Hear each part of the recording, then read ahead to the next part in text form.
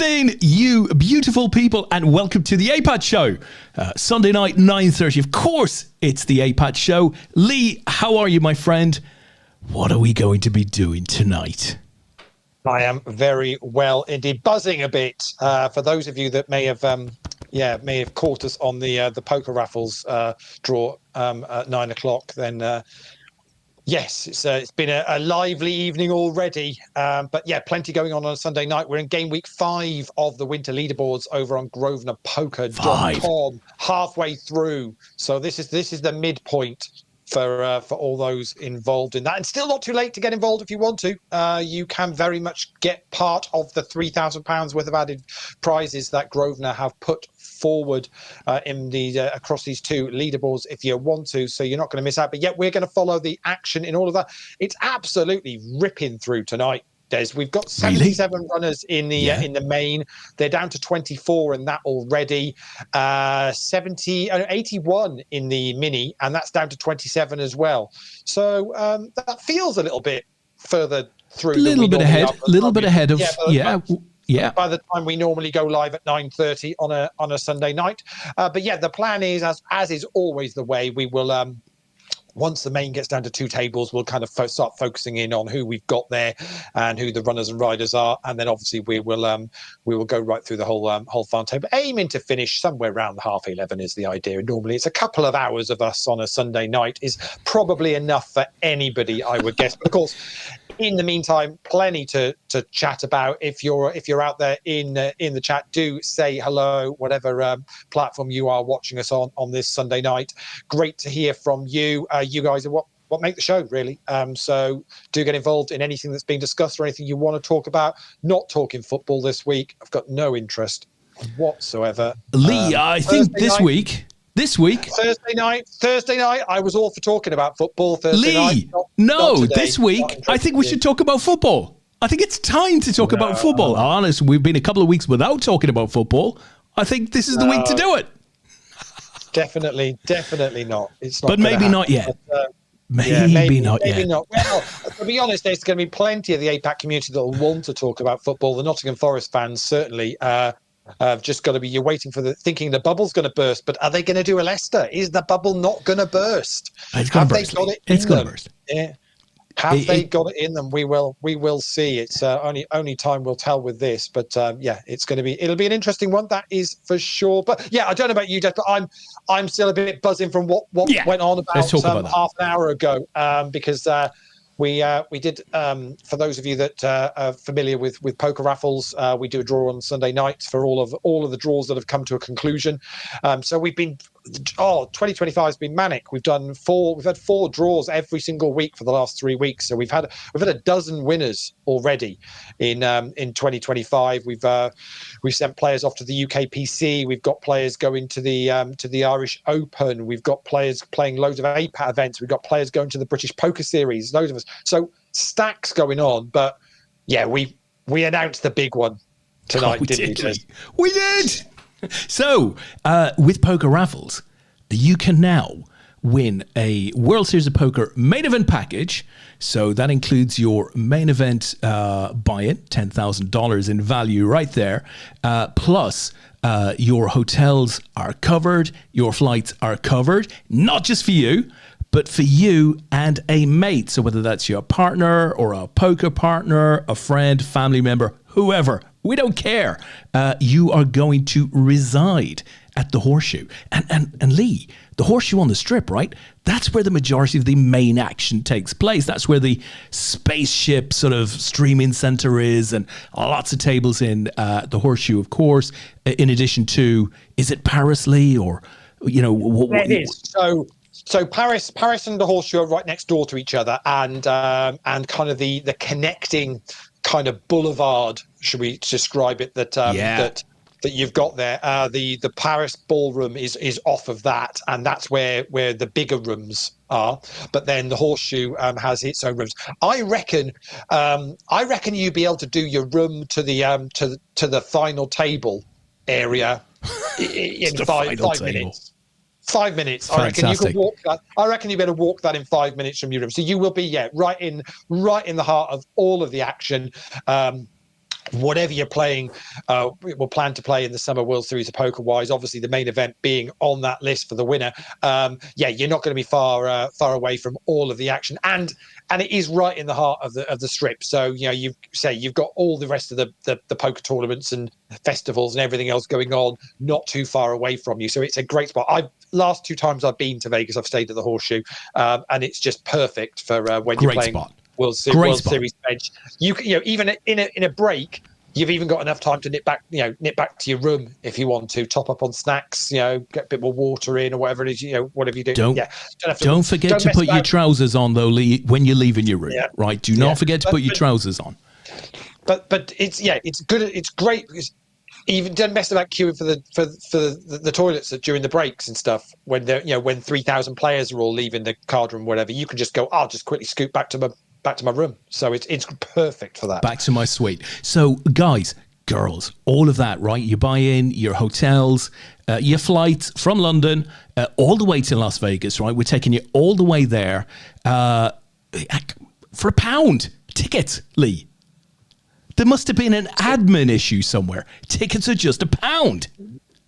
I think must have accidentally left a 0 off there or something, or a couple of zeros. But no, it's going to be £1. Wow. So obviously that means a lot more tickets than anything we've done before. But obviously the prize that you're playing for is absolutely massive, and with it being for £1, it means nobody is going to get excluded from giving, being able to give this a go if they want to. So if you just think, do you know what, I'm just going to buy a ticket for £1 and it might be the lucky one. Do you know what? It might be. Fair enough to you. Why not? So it is up on the website. We're doing the draw for that is going to be early April. So the idea is that there'll be plenty of time for, it's a couple of months before you'd need to travel, or possibly 3 months actually before you'll need to travel. So plenty of time to be able to make arrangements and get everything sorted that you need to for the winner. But of course, as you said, Des, you can take someone with you. So say it can be your partner. You can go and have a holiday. Basically the package includes flights for 2 out to Vegas plus hotel. So you can have a trip. You can take a mate out there. You want to have somebody out there whilst you're playing the main event. Somebody that can go out and rail and play a little bit as well. Can do that. And if you genuinely don't know anybody, then we're flexible with the extra flight as well. We'll turn that into some spending money for you if need be. So as is always the way with poker raffles, and is very much the way with APAT packages on poker raffles and seats, super flexible for you guys for using them within the year, and it's very similar for this. So it's just proper. I wish I could buy tickets myself. It's super exciting. It's insane. Leigh, do you know who I'd bring if I was in the fortunate position of being able to win this thing? I'd bring Tony Ross. And on the day of the main event, I just go, "Oh, Tony, I'm not feeling well. Could you play it for me, please?" Yeah, I'll give you 5%, Tony. Off you go. I'd put my 95% into play on Tony Ross. Who would you bring, Leigh? Everybody out there in the chat box, tell us. If you won that raffle, who would you bring? I'd be struggling not to go with my Vegas buddy, Mr. Haycock. I guess Mr. Haycock. That would be a no-brainer. But of course, the other beauty with this is, it's a big tournament, and we've not talked about this on raffles, but obviously we're on the APAT show, and so we can kind of sit back and discuss all this kind of thing. But of course, you've got an opportunity if you want to go, well, $10,000 is a big old buy-in.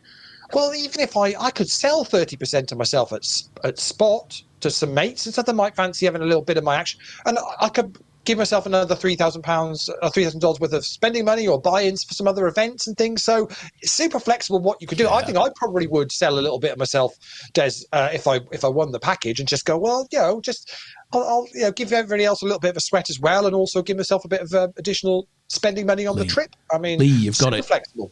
You've got it completely the wrong way around. I would sell a little bit of myself if I could win the trip, not the other way around, right? I'd sell a little bit in advance. I'd sell it just to have a shot at winning the trip. But there you go.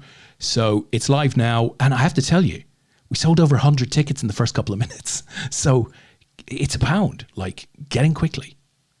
It's going to sell. It's going to sell out. It's going to sell out. Shall I scare you? Go on then. Shall I scare you? We've sold nearly 400 tickets. 400 tickets in a few minutes. Yeah, get in early, guys, girls. It's the main event for £1. Get in early. Be in the draw. Even if you're only in there with £1, be in the draw. Guys, I would say not. I mean, seriously, we're buzzing because this is great. This is something we've always wanted to do, and this is just absolutely fantastic. But we've not. This went out literally on the poker raffles live stream at 9:00. We've not put this anywhere else. So we spoke about it on there, and we've just started talking to you guys about it on here. That's it. We've not sent. There's no emails gone out. There's nothing on Facebook or socials or anything about this, and it's already nearly sold for tickets. The Oracle is saying, I never win raffles. Do you hear that, Leigh? I never win raffles. That doesn't mean you won't win one in the future, my man. Simon up the list. Do I need to put Simon up the list? Des, yeah? Shall I put him near the top? What, the lever, the list of lever, as we call it. I'll put him near the top. Yeah, okay, fine. If only we could. If only we could. I think we'll reach a point, Leigh, where people will celebrate at just having been able to get a ticket. I'm in. I got a ticket. Hold on. I got a ticket. I mean, I'm not sure I'm going to win the thing, but I got a ticket. I'm in. I'm in the draw. Yeah.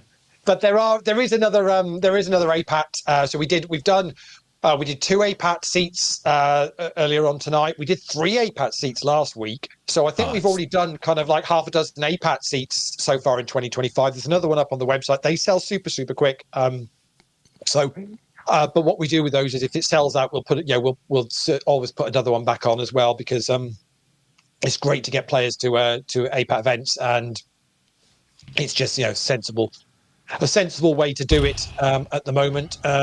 Just keeping an eye on the poker as well. There's lots of action on this table we've got on. Ace King versus King Jack here on this one. And it's going to be a Sharky lad who doing the business. I think got a double up actually from that through Copium. So, yeah, we'll keep an eye on. There's still 23 left on this, so loads to go. But, yeah, Vegas in the summer for one lucky winner. Just wow. I mean, it is just wow. I mean, I said it on the raffles stream. We're so grateful to all of the APAT community who really got behind poker raffles and kind of the concept of us wanting to give people another way to basically get into events and to win tickets and to win experiences. But when we started talking about it, the three of us, and it was nearly 2 years ago, we sat down in a room, a dark room, if I remember rightly, Des, and we talked about where did we what was on the list. And I mentioned this on the raffles stream, and all three of us did say, well, what if we could get somebody to play in the main event? And that was the ultimate. Could we do that? And the fact that we're going to give it a go at doing it for £1, it's just. I think if we'd have had that conversation 2 years ago, we'd have all gone, no, we won't be doing it for £1. That won't be possible. To be honest, if we'd had that discussion about 6 hours ago, we wouldn't have been doing it for £1. We wouldn't have been doing it for £1. Anyway, it is £1. Yeah. So, good luck to you. Yeah, we are doing it for £1, and that's what's going on. So so you've got to say you've got a bit of time. You've got a couple of months all in all to get involved in it. So we wanted to say we've tried to make it as flexible and open an opportunity for everybody to have a go. We know we know that January's a tough old month for people. Is it Blue Monday tomorrow, Des? I'm not wishing to bring things down a little bit, but I think it's it's a tough month for people. So we wanted to keep it open. We wanted to get it out there early so people know it's happening, so they can start making plans if they want to get involved in it, and leave it open for people. But I am already buzzing. Can't wait for Monday the 7th of April when we pick this winner. It's just going to be a nuts evening. It really is. Yeah. Listen, pulling it around slightly, Leigh, but retaining a World Series of Poker theme. Are Grosvenor doing any online sats for the World Series of Poker? They had a bunch. Did they not have a bunch of players there last year, Leigh? I don't know if they'll have sats. No, so last year they didn't. They did for a number of years before that, but last year was the first year they haven't done any for a while. Now it's always super popular when they do. I've won a package with them before lockdown and had a great time with the guys. Last year they focused very much on the Irish Open and Malta Poker Festival. So they're currently deep in the Irish Open satellites and packages that they've got on the go at the moment. There's another final going on tonight now, which had, I think last week they did something like 22 packages on their first week. This week was about 16 when I looked about an hour ago. So again, they are going to be sending a huge team as part of Team Grosvenor to the Irish Open, but they properly look after you. I got to play in a free roll tonight, Des, on Grosvenor. I mean, it's not often I get to do these things, but they basically run a free roll tonight for everybody that won a package to either the Irish Open or Malta last year with them. And they've just given away kind of €1,000 to everyone that got a ticket to play in that tonight. So they're super generous with looking after players that qualify through with them. But I don't know whether they're going to do World Series again. I guess if the Irish Open goes really, really well for them, which it looks like it's going to, and the demand is there, it'd be tough for them not to do it. Good point. And they have a very, very, very super active promos page. So lots of stuff going on over there. So if we do find that out early, we will let you know. But in any event, we're in very early. And, hopefully it goes well, because if it does, we'll do it again. Absolutely. Now, talking about the promo page, I'm going to just quickly head over there, because I just want to show for anyone that's not got involved in the APAT Winter Leaderboard so far. If you head over to the Grosvenor site, over to promotions, and then click on online promotions, you'll find the APAT Winter Leaderboard tab there. It's also built into the software on the in the lobby as well. The leaderboards, there's tabs there, but basically all the info you need for it is all there, and you can see basically all the prizes. So the winner of the main leaderboard is going to pick up £1,500 worth of UK Open main events. That's $1 million guaranteed, Des. That is in Coventry next month. $1 million guaranteed in that. Amazing. But then you can then click these little drop downs here, and it will basically show you the leaderboard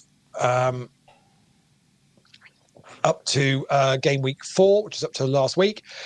And Franny is top of the main leaderboard at the moment, so currently in the spot that could potentially pick up that UK Open main event seat. Renot, who's Tony Ross, is in second. Hardcore Womble is in third, which is Karen Balby. Gangster Gramps is in fourth, who is Adam Neal. So in the eye is there. Boing Blitz in sixth, which is Brian Yates. So Major Fold again is Naz. Bulldozer Dean is Dean Pearson. G Shergill is in ninth at the moment, who was chip leader tonight. He's currently second in chips tonight. So you can go and check all of that out. It's leaderboards for both the main and the mini. Let's just give a shout out to the person top of the mini at the moment, which is Vadim Kritu 88, joint top at the moment with Design Round 377. So there's about £500 odd worth up for grabs in the mini as well, if you want to get involved in that one. So all the info is over on the Grosvenor website. And as Des pointed out, it's a really good promos page. So they've got all the details about the Irish Open on there as well. They're going to do an absolute stack of seats to the Irish Open, I've no doubt, because they're going to have a couple of months of this, I guess. And looking at the numbers so far, just absolutely phenomenal numbers. So if you're if you want to get involved in any of those, do check them out. We'll keep sharing that stuff on Facebook as well. So all the info's in the group, so you can keep up with what's going on. But that's going to be it's going to be super good. And hopefully we'll talk them into it. I will mention it and see what we can do. Oh, Steve 40 not getting his notification. Did you not send a pigeon? I think we have to word with Tom, because Tom said he'd drive round. He said, he's in the area, right? England, right? He's in the area. So he hasn't done that. Apologies, Steve. I was going to actually introduce Steve's query under a new Agony Ant section that we're going to have on the APAT show. Hey, Lee, I've had a letter in from somebody who wants to remain anonymous, and he's simply saying, hi, I found the show. I'm not getting any notifications. Oh dear! Oh dear! Oh dear! To be honest, I can't apologize. I'm just constantly pressing refresh on the Poker Raffles page to see how many tickets we've sold now. Don't do that, Lee. Don't do that. It's over 500 already. We're gonna have to get a bigger. We're gonna have to get a bigger something, Lee.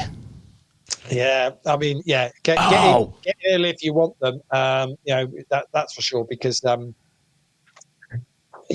we might actually properly tell some people about this soon. Yes, they're gonna go. Lee, one Mr. Chris Bean, right? If you plant him, right, he's going to grow. As promised, I've done another quiz for you two. Wow, well, we had a bit of fun with that. Okay. We need a break, Fridley. Yeah. We need a break, in fairness, but we had a lot of fun with that last week. Well, we've got an option. So we've got a break pretty much happening anytime now, or we can wait for an hour and go for the break at 5 to 11. I haven't even looked to see where it is at the moment, so I'll have to. We'll do it a little later. But he has said, Lee, and this is a warning. We'll do it in an hour. He's turned it up a notch or two this week. That's what he's saying. To be honest, I thought it was quite hard last week. I've had a busy week, but I did spend a reasonable chunk of it going, that'd be a good, because I promised Chris I'll return the favour and send a wall back to him. So they are good fun to do. I think we got lucky last week. We got very lucky. It was Sunita that basically held the a Sunita super fan in the audience, so we got lucky with that, I think, all in all. But we are at 5 to the hour, so players are coming up for a break. Although this table seems to be either got stuck or is in the middle of a hand. No, they are in the middle of a hand at the minute. So with the Normie Nuts and Copium just playing this one out, but then players will be on a break. Crikey, they're nearly 2 minutes into the break time, but it is pause waiting for this one to finish. We are down to 18 players. That flew by. We were only talking. I'm not even sure what we're talking about for 5 minutes, but we lost 5 players, so we are down to 18. And I think that there we go. So that's the break now kicking in. Although I think you might be on a little tiny time lag to what I see on my screen before it comes through to you. But I don't think it's much, but it might be a little tiny, tiny difference. It's got to do stuff. It's got to do stuff. Stuff about going up and going down, Lee. There's a lot of up and downing going on. Yeah, it's like a really bad adult movie, Lee, is all that I can say. But listen, we've had another anonymous. That'll be funny. I don't think we've ever been described as that on a Sunday night. But hey, detail. We've had another anonymous email from the community, Lee, and it simply says, "Can't we discuss football in the break?" I think that's a reasonable request.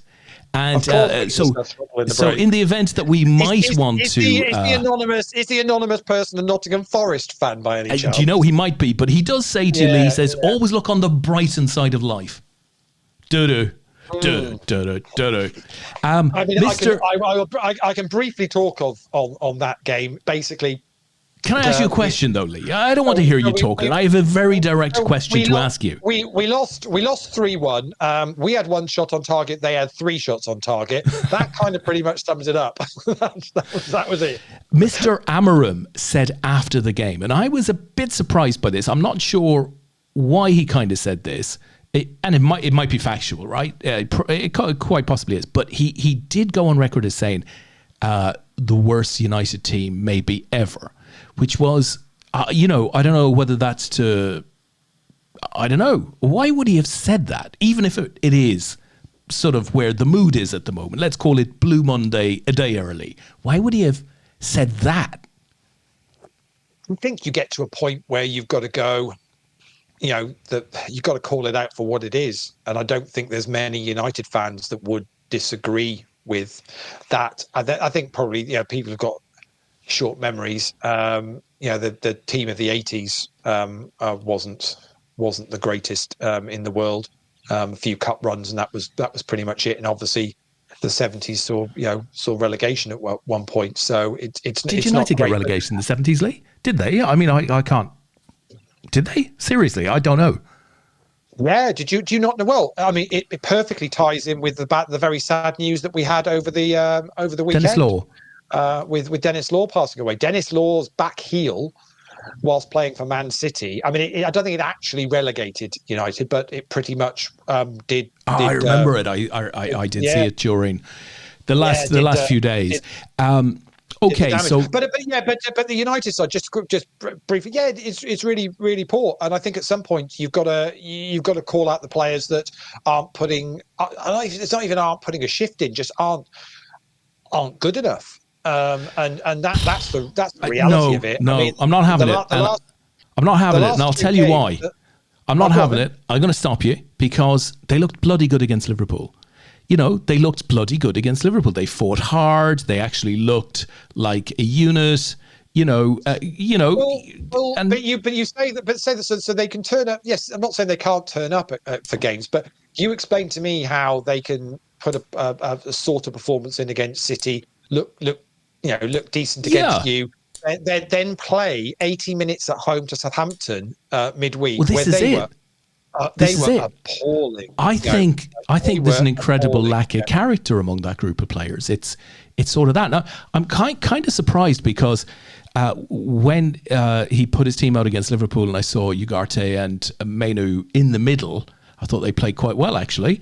And, you sort of think, okay, there's a basis to build from, a couple of honest players, new, honest, energy, whatever. But they both get hooked today. And I didn't see the game, so I can't, I don't know how United played, but I just don't understand how it's, with the exception of Diallo. Yeah. Well, but even Ahmad, he scored 3 on Thursday, but it did not until that point. He'd done absolutely nothing in the game. It's difficult to know to explain it. I mean, you take today Brighton. Don't get me wrong, Brighton are a well organised side, but if you look at the position in the table at the moment, they're nothing to write home about. They'd won 1 in 5, drawn all the others. Nothing overly special. Yet United had 1 shot on target, and that was the penalty. Creative wise, we are just not a threat. And if you're not a threat, you're not doing it. I think we had something like 50% of possession. If you're not doing anything with the ball, well, at some point the opposition are going to do something with the ball. It's as simple as that. So I think he's quite right in saying it's a poor side. Yes, they can turn up and occasionally they'll have a really good game. I think, to be fair, the Liverpool game, Liverpool were poor that day. The City game, the City gifted us a chance back into that game. Southampton absolutely played us off the park for 80 minutes on Thursday night and should have been 2 or 3 ahead, and they weren't, and they got punished. Brighton today didn't give us the opportunity to do that. They had 1 disallowed for VAR as well, so it could have been more than that. But there's no explaining why, because actually you look at those players individually and go, well, yeah, they're all decent professionals. They're not bad players. So why they're unable to do it? And obviously the blame was put on the last manager. And well, he's not a coach. He can't. The media pile in as always does. It's United bashing is always the way. So you bring in someone like Amorim, who is has had a superb couple of years, and highly rated. And there was rumours that City were potentially looking at him as a Pep replacement somewhere down the line. And 2 months in, and he's looking like he couldn't manage a Sunday League team. Well, there's a ton of weight on his shoulders, right? It's an odd one. I mean, what I do like about him, even if I did start this little bit by sort of saying, why did he say that? What I do like about him is that he will talk, and he does appear to be an honest man. And that will go down well. That should go down well in the dressing room, I'd have thought. And maybe one of the things I disliked a little about Ten Hag was that I thought he was quite, United might have had a stinker and he would still come out and sort of say they played kind of well. Whereas Amorim, I don't think that's his style. And I quite like the fact that he's honest like that. But it doesn't seem to be having the desired effect. Now, I'm not an agitator. I mean, I think he's still absolutely the right guy. I don't think anybody could go in there and do anything with that United squad at the moment. It's going to need major surgery. The frightening thing is, I mean, Rashford is obviously on his way out.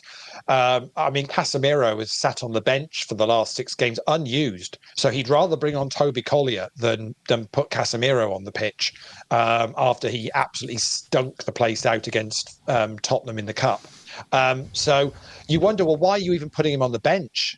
I think ideally he probably would just get rid of 4 or 5 players. I think the likes of, Anthony, Rashford, Casemiro, Ericsson. What about the goalie?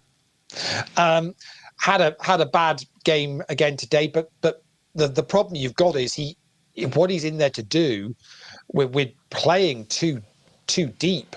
That we should be pushing up the field. This is part of the problem. Is it's turning into a back 5 that are sitting deep rather than actually pushing up the field, allowing Anana to be a proper sweeper keeper, and really moving. If the whole team could actually move another 10, 20 meters up the pitch, instead of actually sitting back, you just give, when the likes of Southampton, no disrespect to them, but they're able to pretty much pass through us as if we're not there. It's shocking. But hey, not everyone wants to. It is what it is. It is what it is. The United, but there's far better things to discuss on the football side around, the likes of Forest doing what they're doing at the moment, everybody else seeming to want to gift the title to Liverpool, where you managed to pull out a very, very late win with a player that, to be honest, a lot of other clubs would have actually probably got rid of now, but you as a fan base seem to absolutely love him.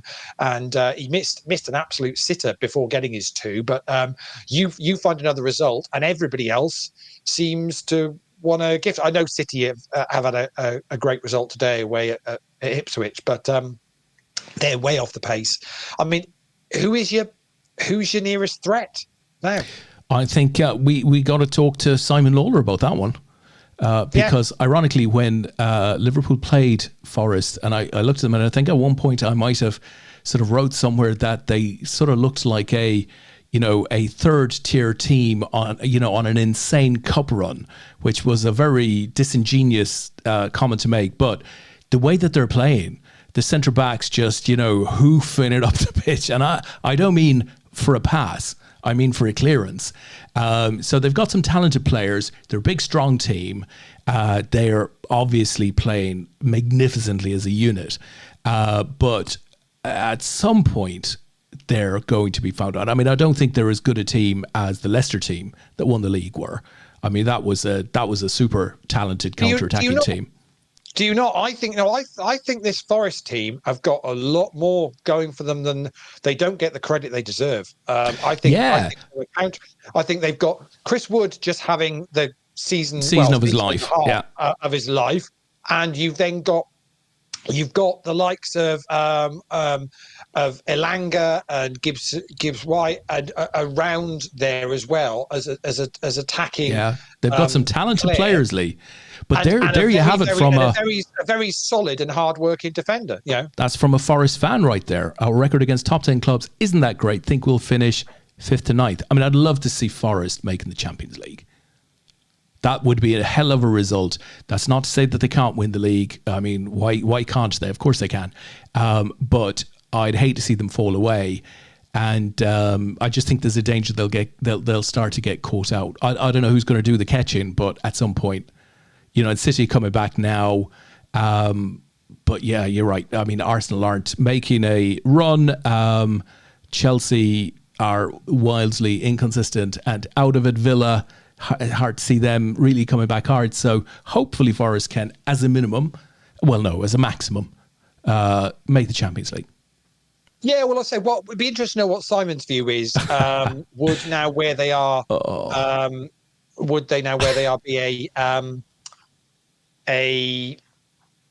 is Champions League, any Europe a successful season, or are you in a position now where Champions League is you'd be disappointed not to finish top 4 with where everybody else is? Be interested to know what a Forest fan is thinking. Apologies to Mark. I've just seen that flash on the screen. He's worried about the spoilers, but he is laughing. So I think he knows a little of what's been happening today.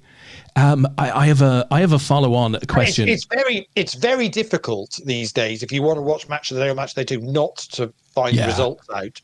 Yeah. I mean, with social media and everything, it's really tricky to avoid. Yeah.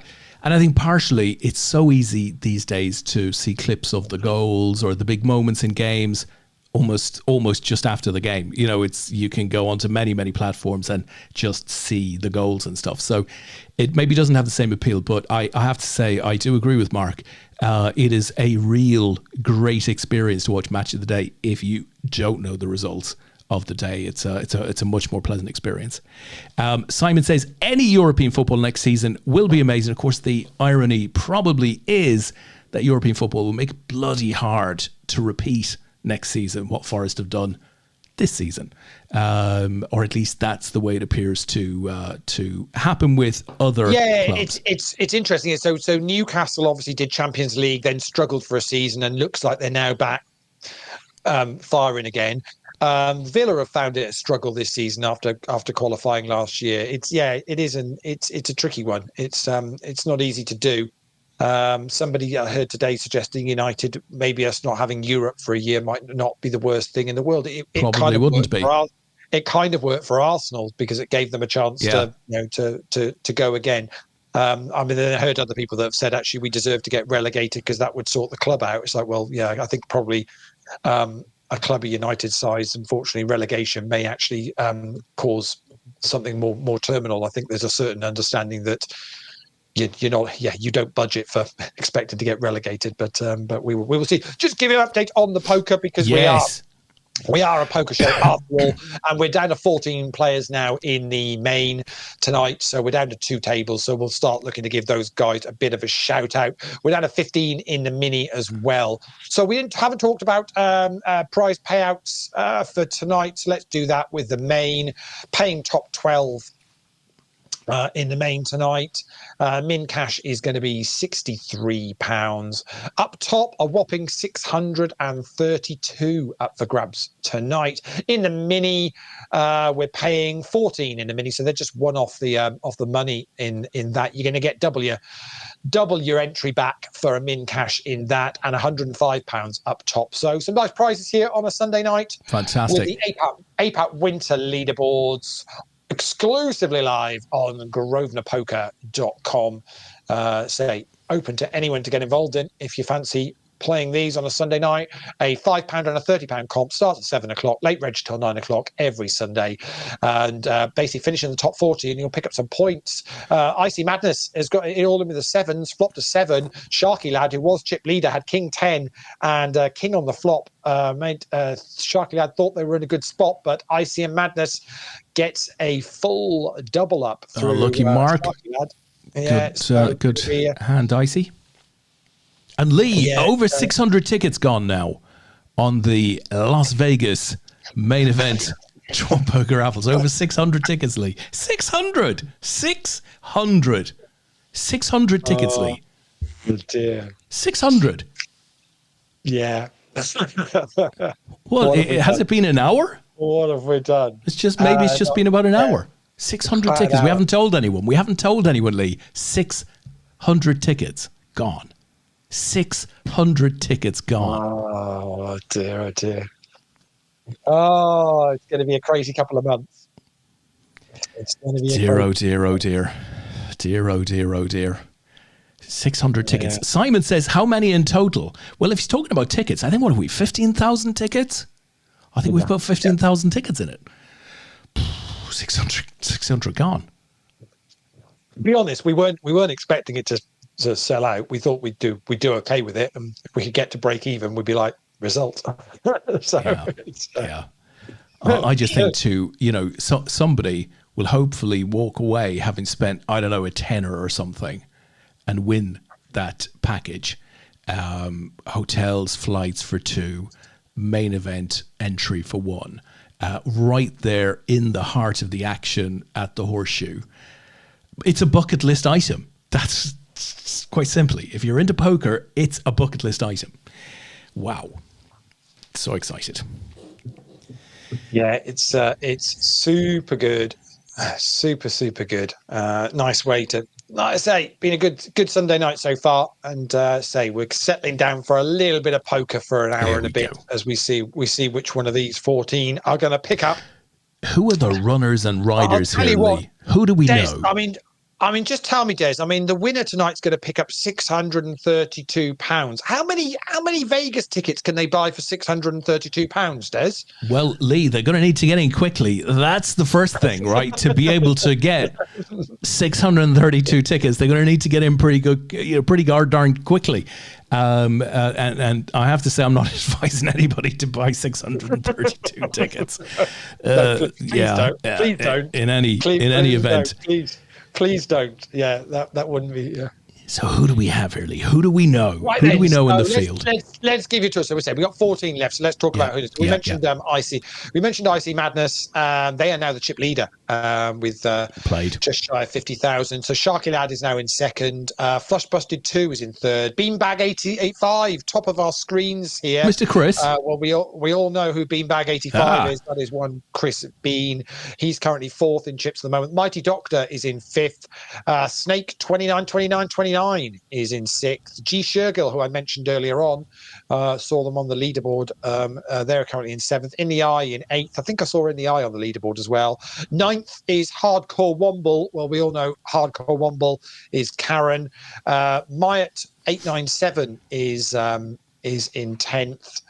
Tristal Bust is still going in 11th, so Tristan's still going. Copium in 12th. Vegas Pat 007. I mean, that's somebody that sounds like they're going to buy some tickets. Definitely some tickets there. And then McLennox brings up the 14th place position. We are on hand for hand now, so I don't know whether we've just lost somebody to go down to 13. We might well have just lost somebody on that table, actually. There's just rebalancing. So, yeah, we're 6 and 7 now, so we did lose somebody. Let me see who went in. Copium went in 14th, missed the hand as I was just going through the list of everybody else. So we are down to 13. We are hand for hand. Awesome. This is it. Good stuff. This is it. This is where the sweat happens. As we're Leigh, talking about the sweat and the sweat happening, we've had another, communication into the Agony Ant mailbag. Let me read this out to you. Dear Desdry, I need your advice. Me and my wife went window shopping for a new car. It's a strange form of window shopping, Leigh. It must be a really small car. But in any event, we found a car we both like. But the massive problem is the car colour is white. Now, spec of the car is great. The wife wants the car. I prefer to wait. What would you advise? Well, I would always advise to keep the wife happy. Keep the wife happy. Buy the car. Any point of difference there, Leigh? No, I know. I'll tell you what I would do. I would take the opportunity to get a Poker Raffles vinyl wrap. Love it. And wrap the car. Wrap that sucker tight. Whilst promoting your favourite raffle-related poker site, and hey, it can only bring you additional luck. That's the way I see it. So that then clears the problem of the colour being white. That's what. And there's almost no doubt that your wife would like that also. Oh, she's going to love that. Can you imagine? She's just cruising round the town, maybe doing pop to do the weekly shop or whatever, and people go, "Oh, look at that! It's down the side of the car. It's got It's got to be done well, though, Leigh. It's got to be done well. Because I told you this before, and when Sean first saw the logo, the very first logo for the organisation we're talking about, she looked at me and said, "What's Poker Waffles?" Tasty, I thought. Tasty. Yeah, very nice indeed. Oh, it's nice. Yeah, can I say car shopping's a nice thing to do? It's some good deals around at the moment as well. Is he going electric? That's the question. Sounds like he's got money, Leigh. Get him on that email list for the tickets.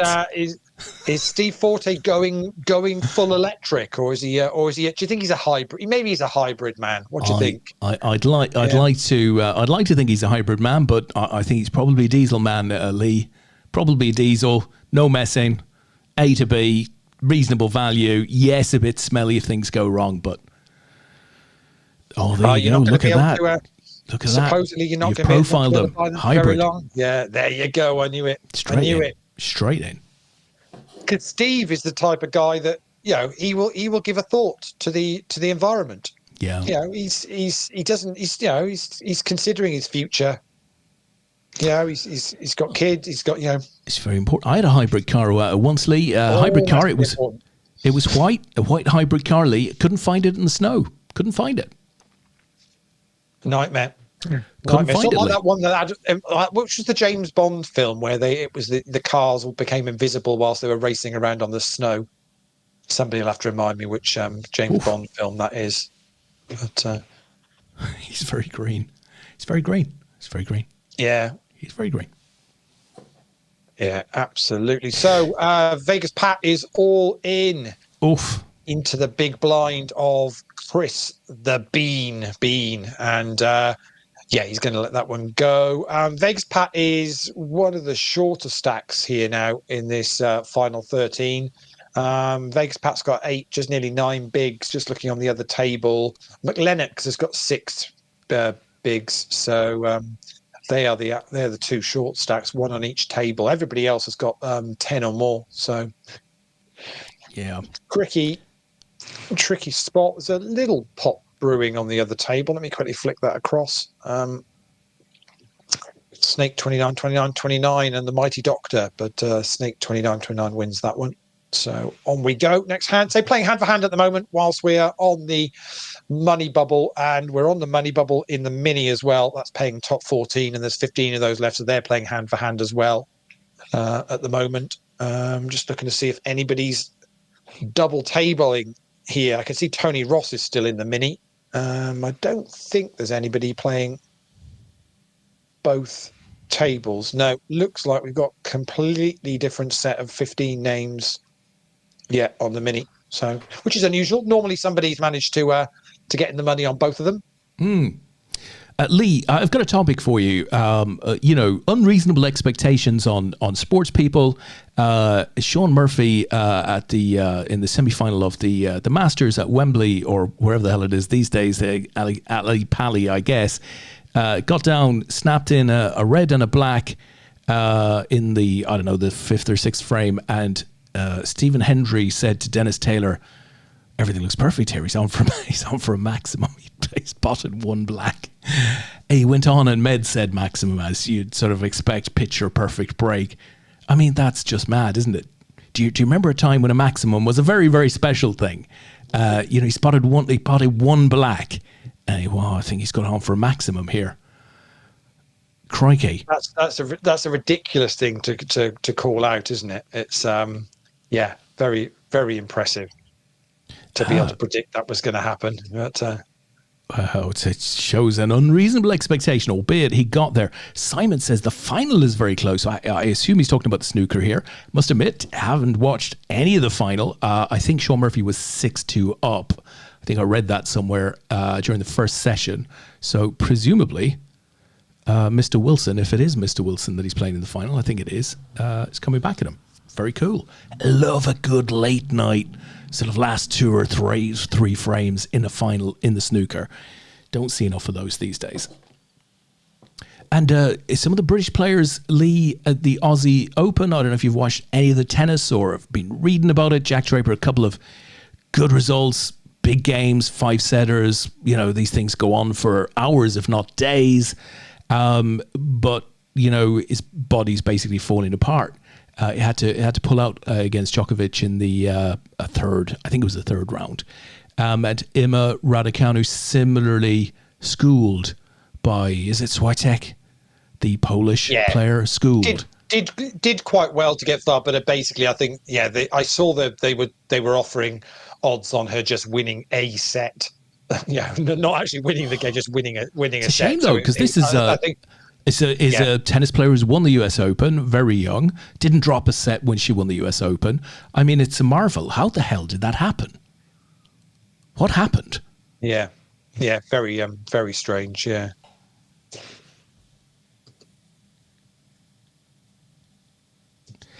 Steve says snooker is so boring compared to darts. I quite like snooker. And Simon confirms Wilson has fought back. Very good. Very good.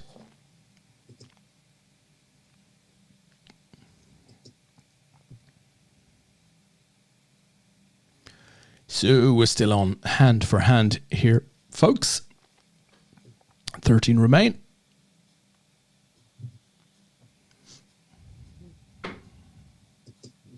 Right, I've got the quiz loaded up for the break in half an hour's time.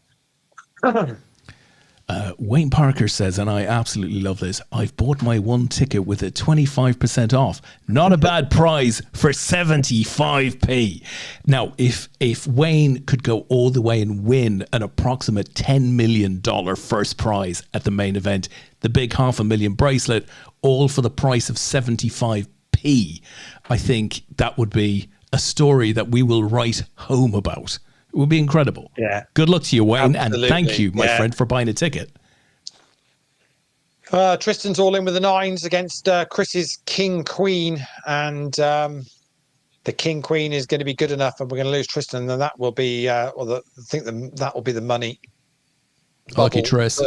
With Tris missing out. Yeah, if anybody, I just saw that Steve Forty had messaged me to say he'd done similar, because there is 1 day left of the of our 2025 promotion on poker raffles that we were running for 20 days, 25% off for the first 20 days. So yeah, if any of you are still involved in, aware of that, yeah, you've got less than 24 hours to, or just about 24 hours to make the most of that if you want to do so. We certainly won't be repeating a deal as good as that whilst this Vegas draw is on. That is for sure. And yeah, if Wayne's 75p is a successful one, good for him. Leigh, I've got a question. So if you can do the Vegas package, with all the flights, all the hotels, all of that stuff, all the way over to Vegas, right? We're not dropping you off in Cleveland, bringing you all the way for £1. How come something like the Irish Open is £5?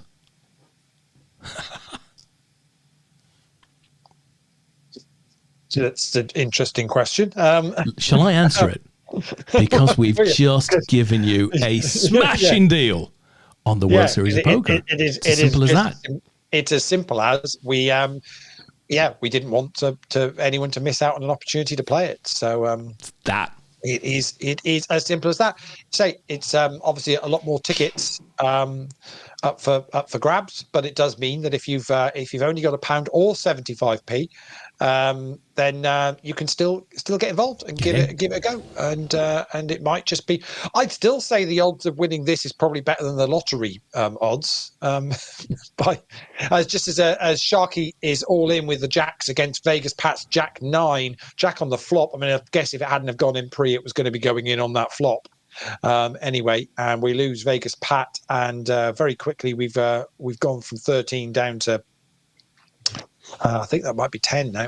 Let me just check whether that was 10 or Vegas Pat. Yeah, Vegas Pat in 11th. So we are just a couple off our final table here, Des. This is flying through tonight. Oh, Leigh, I love this. This is so funny. WSOP main event, the raffle.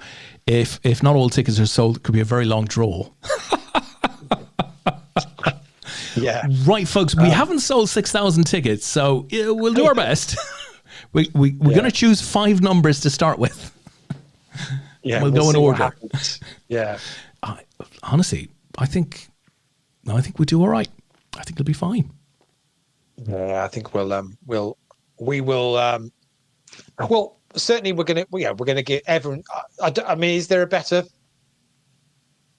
Trying to think if there's a better way of getting to play with. I mean, obviously, I'm sure there must be some company somewhere that maybe might do a free roll or something like that, or offer some way of getting there. But obviously, from a satellite point of view, you could play a load of satellites, and probably you'd need to win about 4 or 5 on the bounce to get yourself one to do it from sort of £1 or something like that. I don't think there's many ways of getting to win a trip to Vegas for £1. Yeah. And we've sort of, we've struggling to think of it. Yeah. We've pushed it out there over a few months, right? So several weeks. So you want to put £5 in this week, and, in 3 weeks time, you want to put another £5 in. do it to suit your budget. Yeah.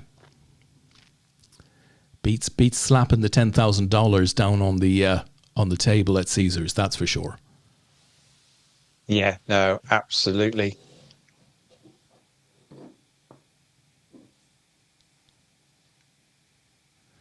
So we're still on the bubble here, Leigh, are we? No, we're past the bubble. We're just two off the final table now. Oh yeah, okay. We're down to 10. I did have somebody also message me just saying, what's the situation with the age restriction on it? Because obviously, Poker Raffles is always 18 plus, and obviously playing over in Vegas is 21 to play over there. So we have got a cash alternative if you're between the ages of 18 and 21 and do want to play. Have a go at this. There's a £10,000 cash alternative that can be taken. We obviously want to send somebody to Vegas. We desperately want to send somebody to Vegas, but obviously we don't want anybody to miss out on have a chance of getting involved if they want to. So there is that as an option as well for people. There's a lot of APATs, Leigh. £10,000. Yeah, it is, and that's the thing to bear in mind as well for people. As much as, if we had this discussion, it'd be interesting to see what the community think about it. I said to Des, if I got given a 10,000 main event seat, so I just tomorrow got given a $10,000 main event seat, and then somebody offered me cash for it. What would be the minimum amount that I would take, where I'd go, well, actually, do you know what, I'd rather take the cash for it. And actually I think if somebody offered me £5,000 sterling, something like that, for it, I probably would take the cash and not play the main event, which may come as a surprise to some people. Curious to know what you all think. What would you do if somebody offered you a main event seat for you to play, but then you were offered a cash alternative? What would be your line where you'd take the cash over playing the seat? I did in responding to you on that topic, Leigh. I think I said something along the lines of, my expectations were that you actually, I'd want you to think I'm going to go and actually play it rather than doing that. And then I think you thought, well, actually, do you know what? Maybe I could sell like 30 or 40%. Well, yeah, you might, maybe you buy some security that way. But I did, Leigh, the PokerStars W Coupe. I want to say, I don't know, 2007, 2008, something like that, maybe a little bit later, but around then, I satellited into the main event of that for I think it was a $2,500 seat. So I got one of those, and I'm not quite sure how, but I just sold it. Took the $2,500, and we all went off for a week somewhere. Fitted what I thought was my poker ability. Didn't really expect to win it, and it was a painful win. But yeah, just took the cash.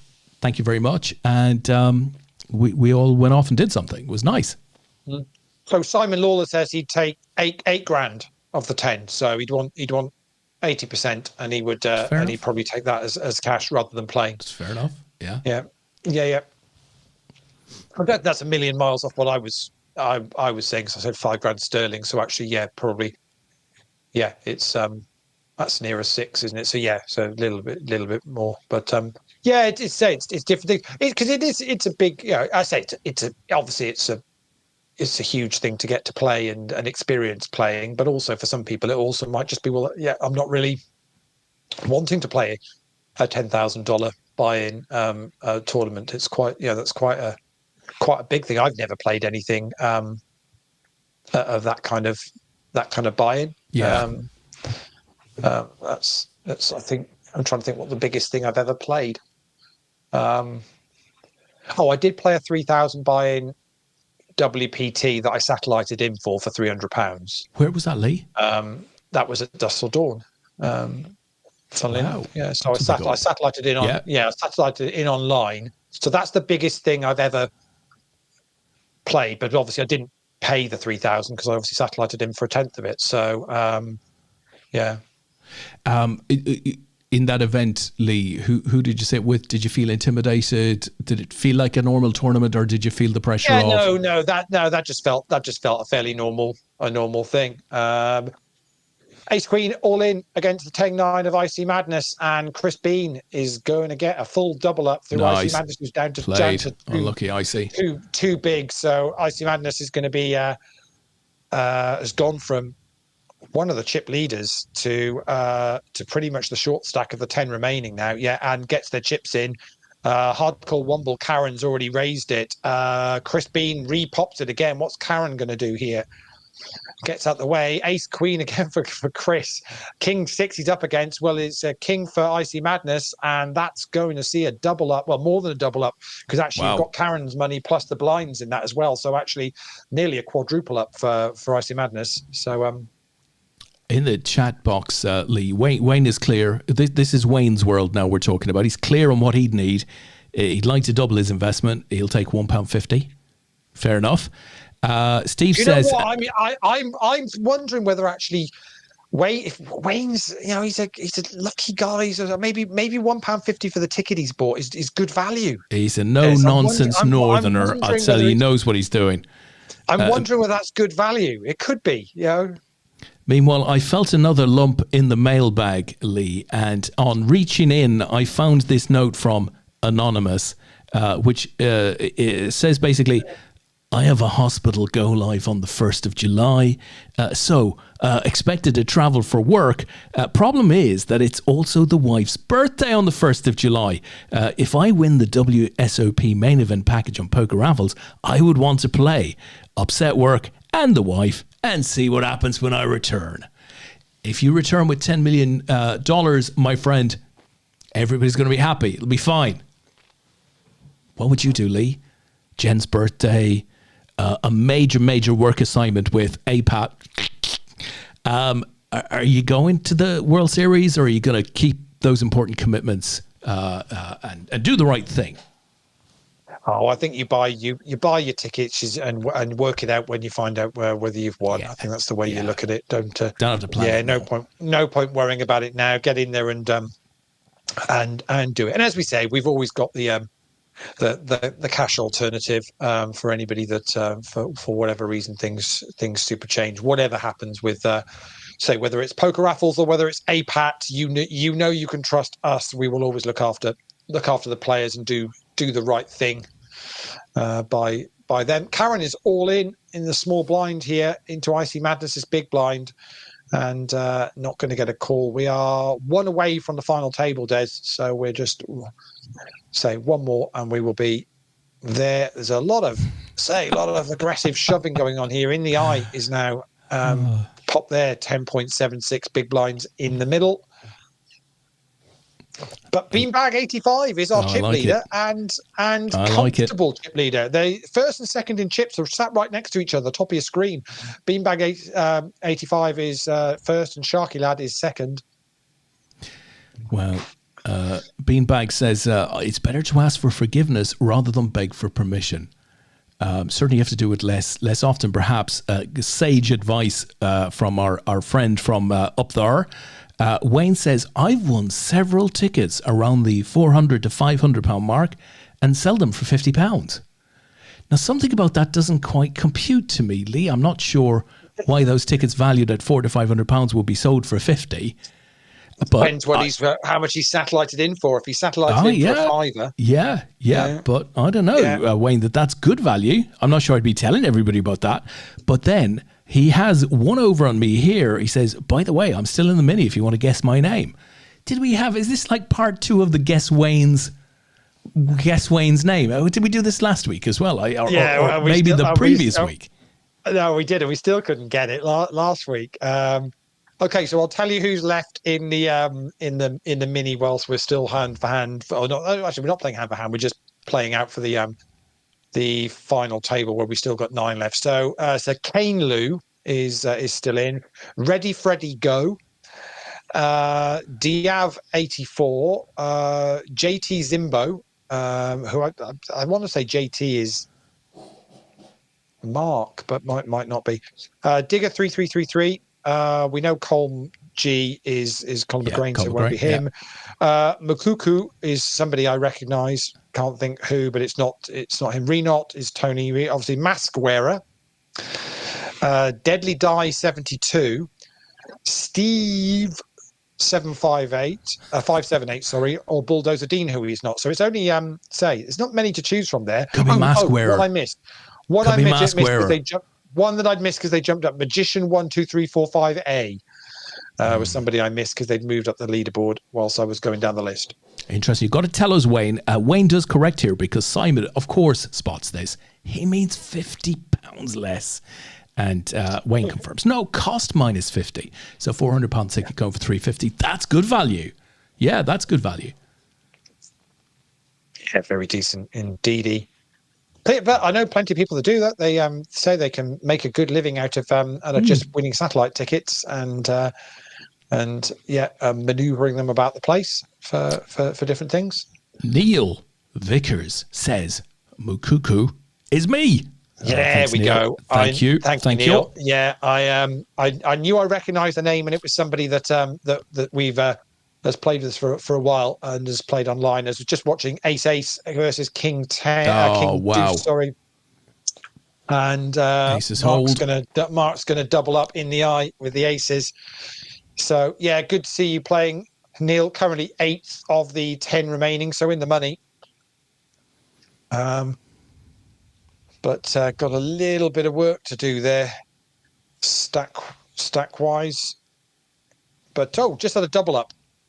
Neil's just got a double up. I didn't see the hand, but I've just seen him say stack double in size and go to third in chips. So I've got a race here, Leigh. Neil, no mention. Neil just mentioned something in the chat as we've got our final table, and quick mention of something in the chat and gets a double up, Des.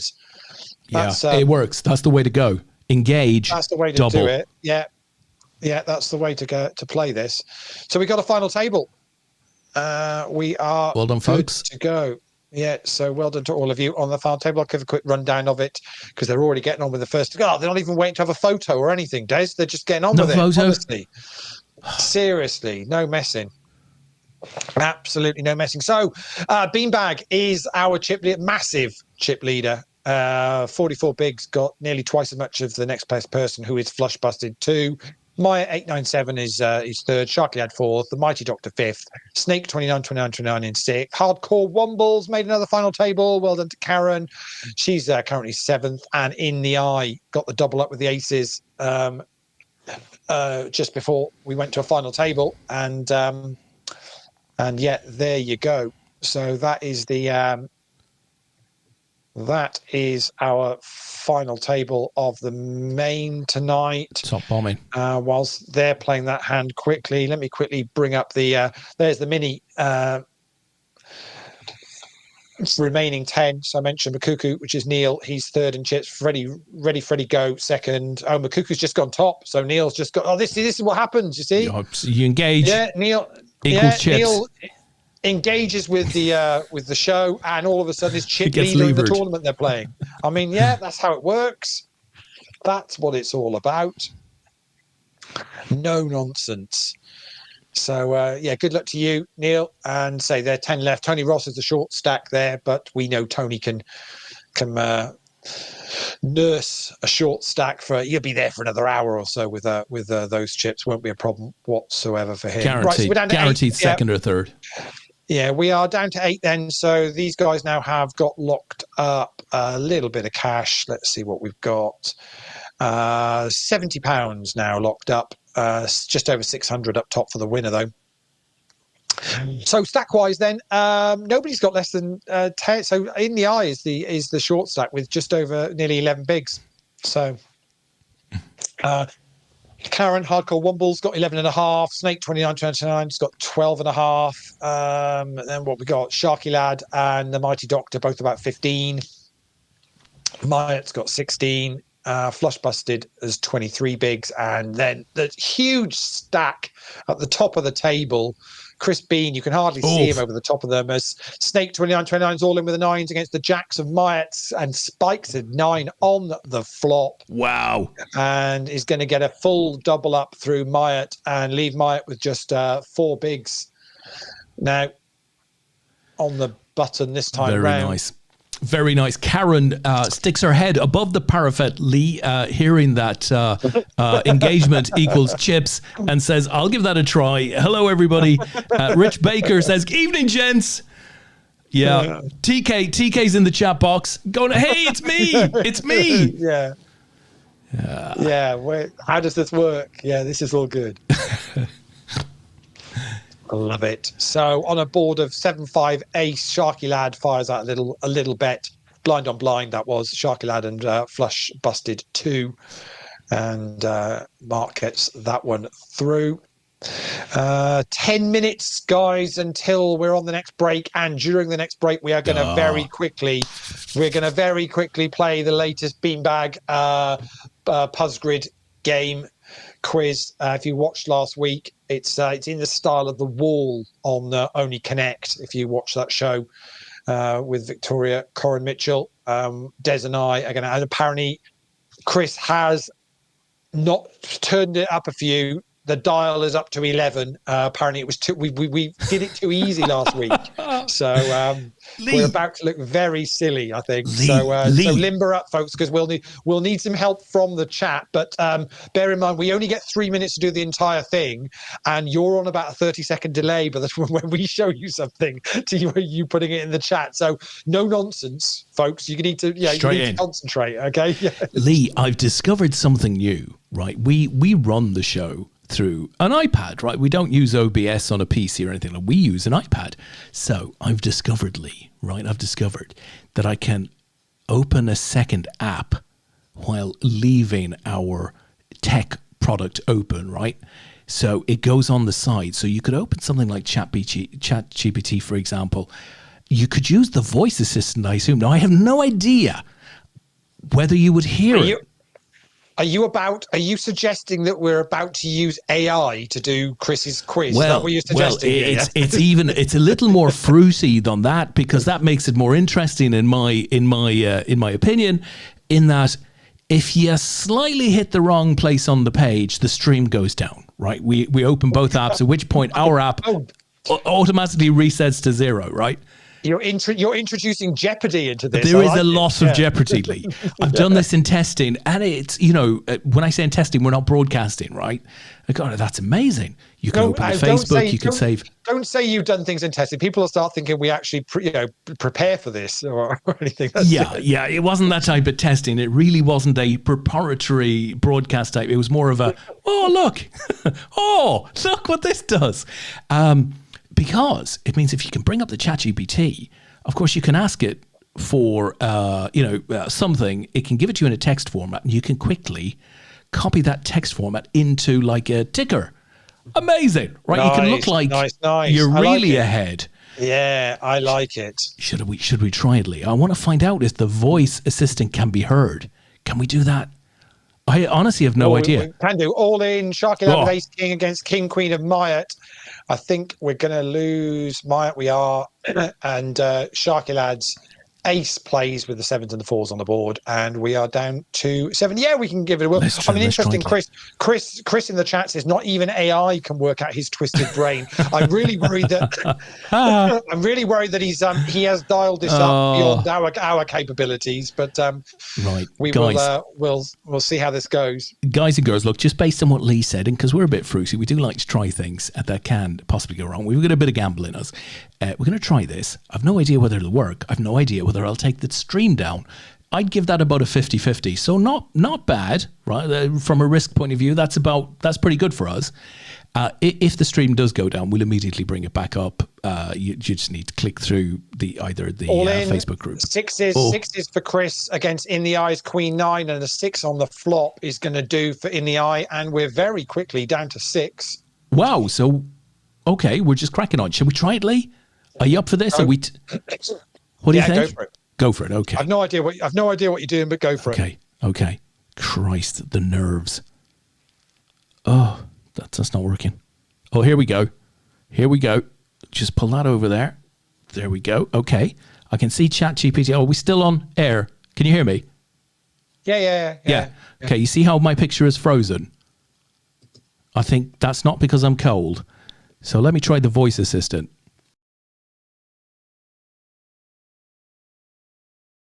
Hello? Can you hear me, Leigh? I can now. Yeah. Hello, ChatGPT. Can you talk to me? Hello? Oh, it's not working, Leigh. It's great for radio. This it's really good. Yeah, it's not working. It was a high pressure. It was like a Bay of Pigs moment. It was pretty high pressure there, but all in a call. Flush Busted's got the Kings, and it's Ace-10 for Chris Beanbag, and the Kings not to be turn another king on the and there's no way Chris is going to get any benefit from that, and that puts Flush Busted 2 into the chip lead. Huge dent into Chris's stack. Are you back with us then, Des? Yeah, I'm back. So your visit to the AI brought the AI up. The AI came up. It was there and available for questions. I could have done anything text-wise, but when I tried to operate the voice assistant, I had an audio failure. So obviously we've got audio going for this. I'm assuming it's just your audio has been picked up. And used for another app. I could do. So, I tell you what I could do, Leigh. This is even easier. You just need to switch another mic on into another device, and you could do it. You could do that. This is so exciting.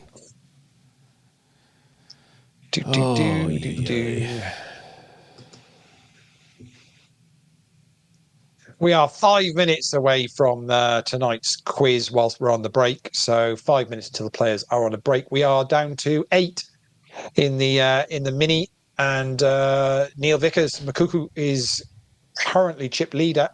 Not that much ahead of Ready Freddy Go, but there. And what did I tell you? Tony Ross was 10 of 10 when we last looked. He's now third in chips. Yeah, I was never in doubt. Never in doubt, Leigh.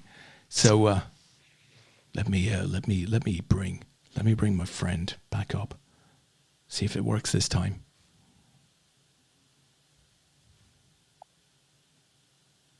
Snakebite 29 is all in to the it was the raise initially from Flush Busted 2.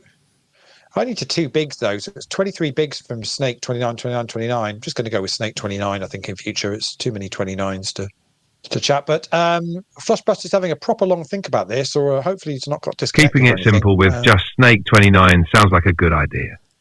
Are you feeling overwhelmed with the details, or is there anything else you'd like to talk through?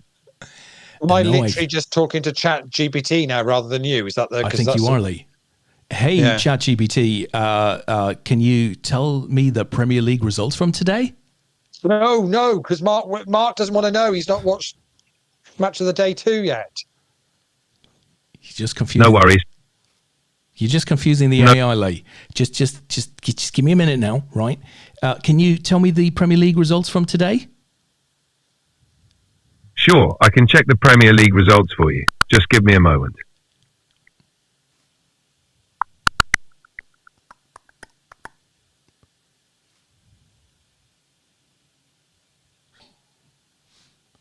It's a bit slow, Leigh, isn't it? I mean, I'm not being funny. I could have looked it up myself via Google by now. I'm just saying. I understand. I'll get the information. No, I'll turn it off, Leigh. I've said no. Yeah, I would say no. Sharky Lag raises up under the gun and gets that one through. And on we go. So Karen's short stack now here at this final table. Got 8 bigs, hardcore womble. The Mighty Doctor's got 12.5. The other 4 are all in pretty good spots now with between 20 and 35 bigs. So I think we've got a fair bit of play in this still, Des, actually, although it seems to have we seem to have rushed ourselves to this point of being 6 players left. Actually, there's plenty of chips on this table, and but they're not shy at getting their chips in the middle if they see a little bit of weakness. Little min raise is seeing a shove of sort of 20 bigs over the top. Seen it now from a few different players. But it's a big difference now. So they've locked up £106, but obviously it's still 600 odd up top. So with 6 players left, so massive jumps in chips now. For the winner, So if you can get on a little bit of a run now, a little bit of heater, 6 players out, it's going to make a huge difference to how much you are going to pocket tonight. And they're down to 6 in the mini as well. And Neil is still doing the business. Has now also got Magician 1, 2, 3, 4, 5A in second place as well, which that could be Wayne Parker, you see. It's a possibility that is Wayne. Wayne could be ready, Freddy Go as well. Yeah. Hard to know. He needs to share it with us. Needs to share. Chris says that not even AI can work out my twisted brain. He then goes on to say, is that Tom just underneath Des's desk? Which is fairly twisted. It has to be said. Steve said, was Des doing the mannequin challenge? No, I mean, that's gone, isn't it? It's a shame. That was fun for the 3 minutes that it lasted, the mannequin challenge. So raise from Chris Bean, and Karen is all in.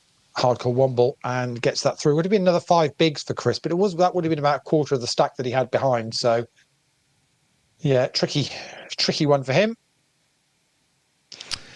Leigh, did we mention a Netflix series American Primeval last week? No, we didn't. We didn't mention that last week. No. Gee. It's good. Magnifique. Absolutely fantastic. I will add it. I will add it to my list. We have a clue, Leigh. We have a clue. From Wayne, he says, I am a racehorse owner. There's your clue. He's a racehorse owner. And he's still in. Did he say he was still in? Oh, crikey. I just missed the double up for Karen there with the kings against ace 5 of snake, 29. Ace and a king on the flop. So there you go. Right, so players are on a break, and that means what we will do whilst players are on a break is we will do the latest Puzz Grid from Chris Bean whilst he's taking a break as well. They've got 4 minutes or so. We get 3 minutes to try and do this, Des. Are you limbered up and ready and raring to go? Yeah, Leigh. I'm all in with you here. As Wayne says, yes, he's still in. So he could be Shergar 2002, Leigh. There's not many he can be. He's either going to be Ready, Freddy, Go, Magician 1, 2, 3, 4, 5A, or Diav 84, DAV 84. There's only everyone else I know. So tricky. Right then, let's bring up the grid. Hopefully that's big enough on the screen there. Right then, you're gonna have to say. Shout out, guys. If we see anything in the chat, we'll get it in as well. We've got 3 minutes to try and do this. Only Connect style wall. Here we go then. Let's go. Let's give it a go. Okay. F1. What we got going on here? Grantchester green grass is a. So are we on what we were talking about last week? But if we are, I'm going to struggle with this. It's tricky. Trumpton is a. Oh, crikey. Okay. Right. Trumpton starts with Trump, who was a US president. Grantchester starts with Grant, who was a US president. Any more? Truman. Are they just Jefferson? Are they just got US presidents in them? Yeah. Where's another one then? Another US president. Henderson, Count Arthur Strong. Maybe they're a US president. Try it. Nothing to lose. Let's try it. Oh, get in there. Right, come on. Good start. Formula One, Leigh. Budapest, Barcelona, Doha, I think. Am I right? Budapest, Doha, Barcelona. Could Henderson be... was Vegas... Does that run through Henderson? No? They're parts of the Spring Valley, Paradise, Henderson... And parts one other of Vegas. One is Vegas. Yeah, is parts of Vegas. Eugene is Oregon, so it can't be that. I'll just click and guess whilst you're trying to think. Yeah, Shotgun, part of. No, Enterprise, Shotgun. They're all Vegas, aren't they? But I can't see another one. It's not Eugene. You've tried Eugene. No. Do you reckon Doha, Barcelona? Budapest, and what do you think's another? Well, I thought Henderson might be Vegas, but I can't see any other Formula One. No, Shotgun. What you got? Shotgun Wedding. That's got to be F1, isn't it? Surely Budapest. Why are we missing? We're missing one there, surely, aren't we? One. Yeah. Well, I can't see what it is. We only got a minute left here. Well, Enterprise is car rentals. Is there any more car rentals? No. Green Grass is, unless it's Tom Jones songs. Green Grass was Eugene. Eugene was that guy for their follow-on. Still TV shows, aren't they? Are they? Is it going to be that? Yeah. So Green Grass is the one that followed on from Only Fools and Horses. Well, Spring Valley is one of those then, surely. Is it? Okay. Blame It on Me, and I don't know. I'm just clicking Shotgun, things maybe. for the sake of it. No. Enterprise, of course. Oh, are we on? I'm not going to get these in. If they're follow-on things, Yeah. No. Yeah, but that would make sense, wouldn't it? Okay. He really did dial it up a little bit then. Let's, so we basically got one. So we'll put it into order now. So we can still get points for the connection. So that is US presidents, isn't it? Yeah. Yeah. We're definitely going to go with that. Excellent stuff. So the I don't even know what that is. Barcelona, is it music? Green. Is it Blame It? What music? What? I've no idea what. Albums? No. Can't be.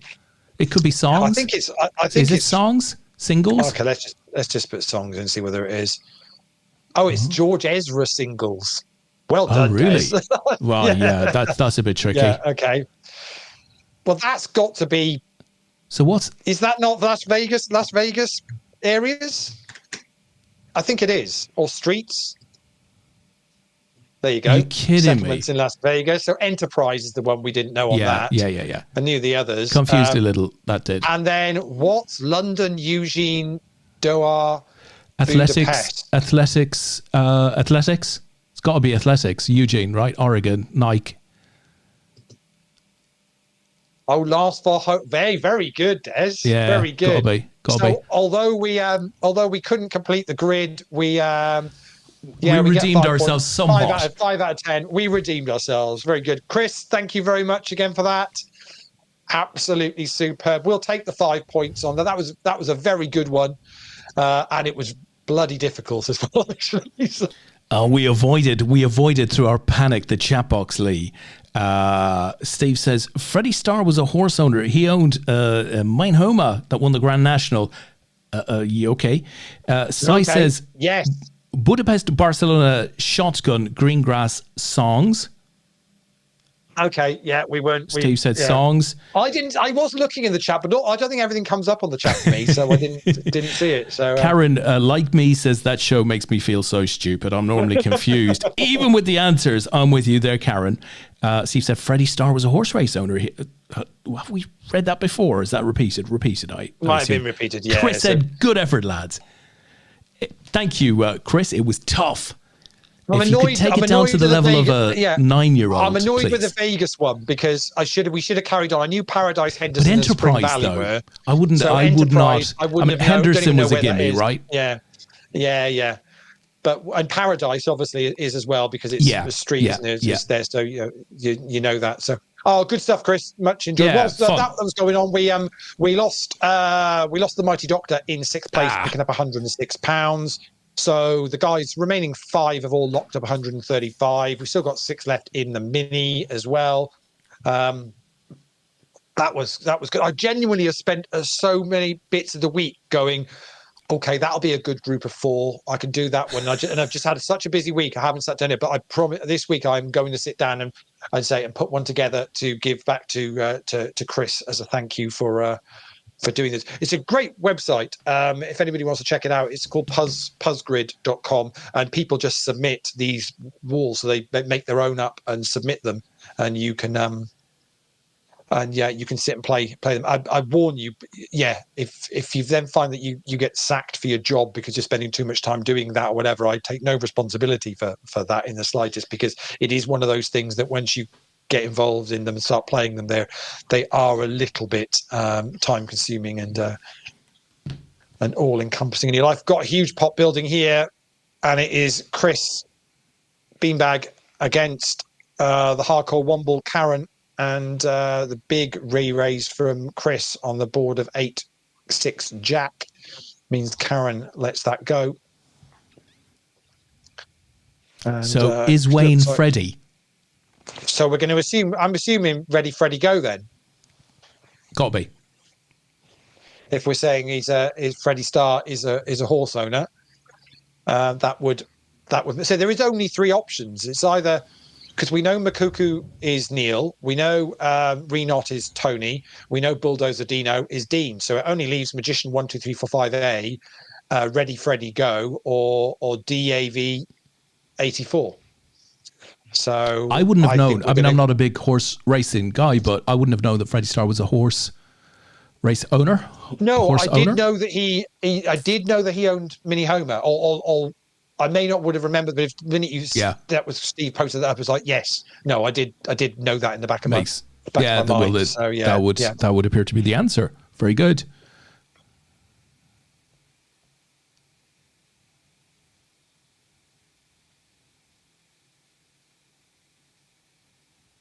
So down to 5. These are all going to add some serious points. I think Karen is the one that could benefit the most in the overall leaderboard from this result tonight, Des. I think this may well put her near the top, if not at the top.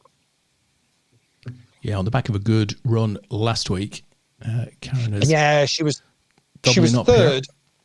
She was third and was 55 points off Franny, who was leading. I don't know whether Franny's picked up any points today. Let's have a look whether Franny might have got 5 points for finishing for just playing. Finished 42nd. Franny did. So is only going to pick up the 5 points. So that'll put them on to 195, which means Karen's 60 points behind. And let's see, I can never remember how many points you get. Fourth place gets you 60 points. So one more position for Karen and she'll go at least joint first on the leaderboard at the halfway point. But she's very much in the mix. Yeah, Karen says, hope so.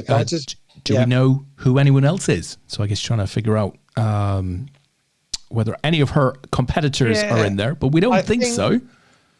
No, I think I thought Chris had done, as he's played a few weeks. I thought Chris had done okay. Just having a scroll through the leaderboard now to see where Chris is. As Wayne says, the horse is called Ready Freddy Go. There you go. We have found our horse. Excellent stuff. I'm assuming Sharky Lad's got to be. Yeah, Sharky definitely. Mark had a couple of good results. I think previously. He's actually not. So he's got 85 points so far in 17th. So so a win tonight for Mark would put him up to 185, which would then put him only 10 points off Franny at the top. So there's going to be a few movers and shakers depending on how this plays out. But Karen and Mark both have done themselves no harm with their results so far tonight. And let's see how many more they can add on to that. The Mighty Doctor was on 85 before tonight, who's just busted in 6th. So they'll have added on to some points. I'm actually having to go a bit way down to find. This could be Chris's deepest run so far of this series, quite possibly.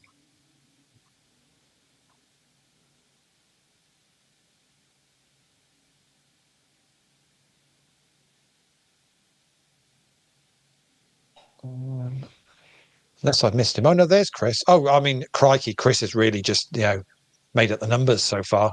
In this is by far his deepest run. in the winter leaderboards so far, and is going to say locked up at least £135 for tonight, with 632 up top for the winner. And has played really well on this final table so far, and is in a hand at the moment with Sharky Lad. And there's 10 bigs in the middle, and we're now going to see a board of 3, 8, 10. Chris has got 20 bigs behind. Sharky Lad's got 15.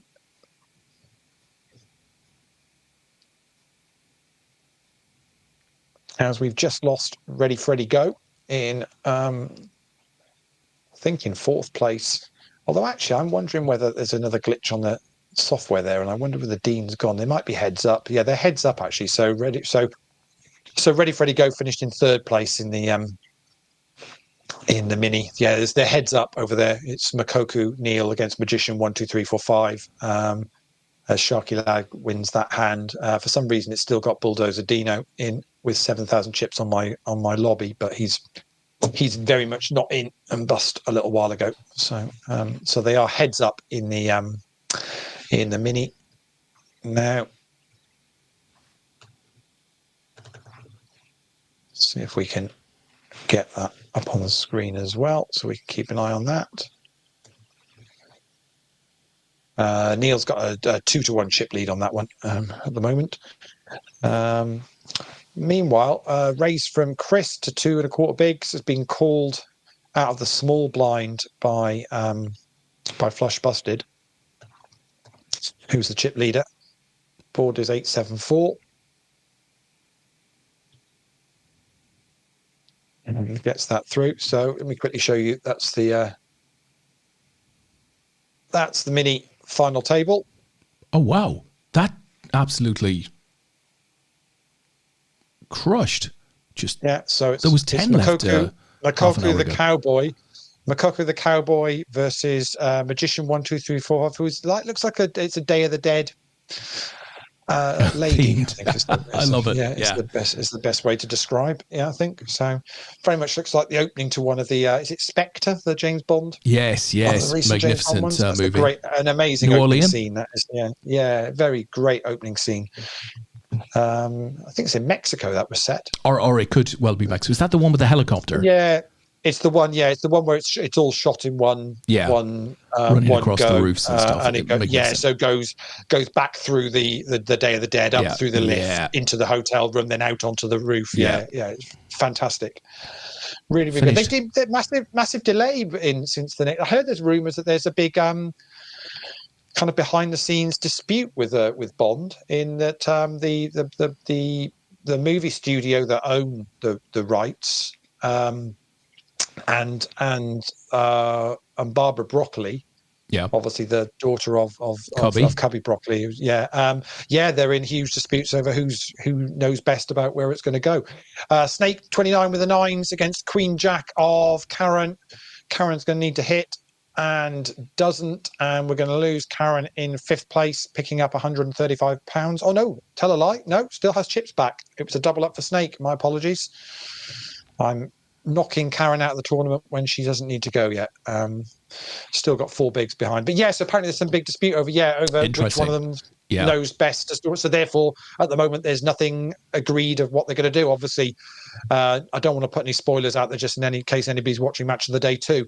But the end of the last film, obviously, there's some big storylines. So I'll be interested to see how they reboot it back at some point. I can't believe they won't, because it's too much of a moneymaker to not do. I'll tell you how they do it, Lee. They reboot it as a 10-episode mini-series on Netflix. Well, maybe that's the way. That's the way it goes. Let's do it. Maybe that is the way it goes, and actually, the big blockbuster film thing is not a thing anymore. And it got a good kickstart, because let's be honest, Bond had pretty much was kind of dying of death until the Bourne trilogy came along and just went, look, guys, this is how you do it. Hold my beer. And then kind of when they did the reboot with Daniel Craig from Casino Royale, it just it went really, really well. Obviously, a couple of the mid films. I mean, Quantum of Solace was a bit of a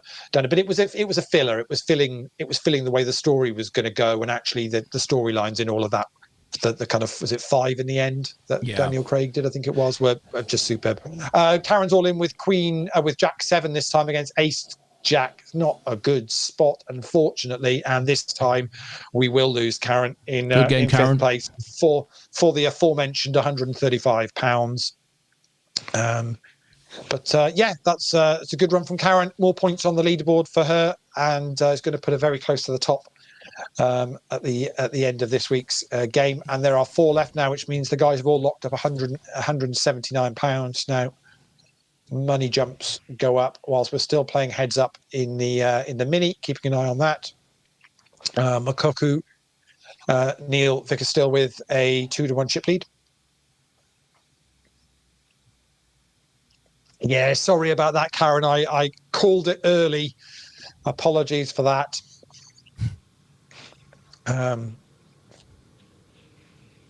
We're good at that kind of thing. Normally it's a reverse bock the other way though. So when we say, oh well, that's a done deal. We can do it in live events as well. Des and I we're very skilled at this kind of thing. Oh, very good.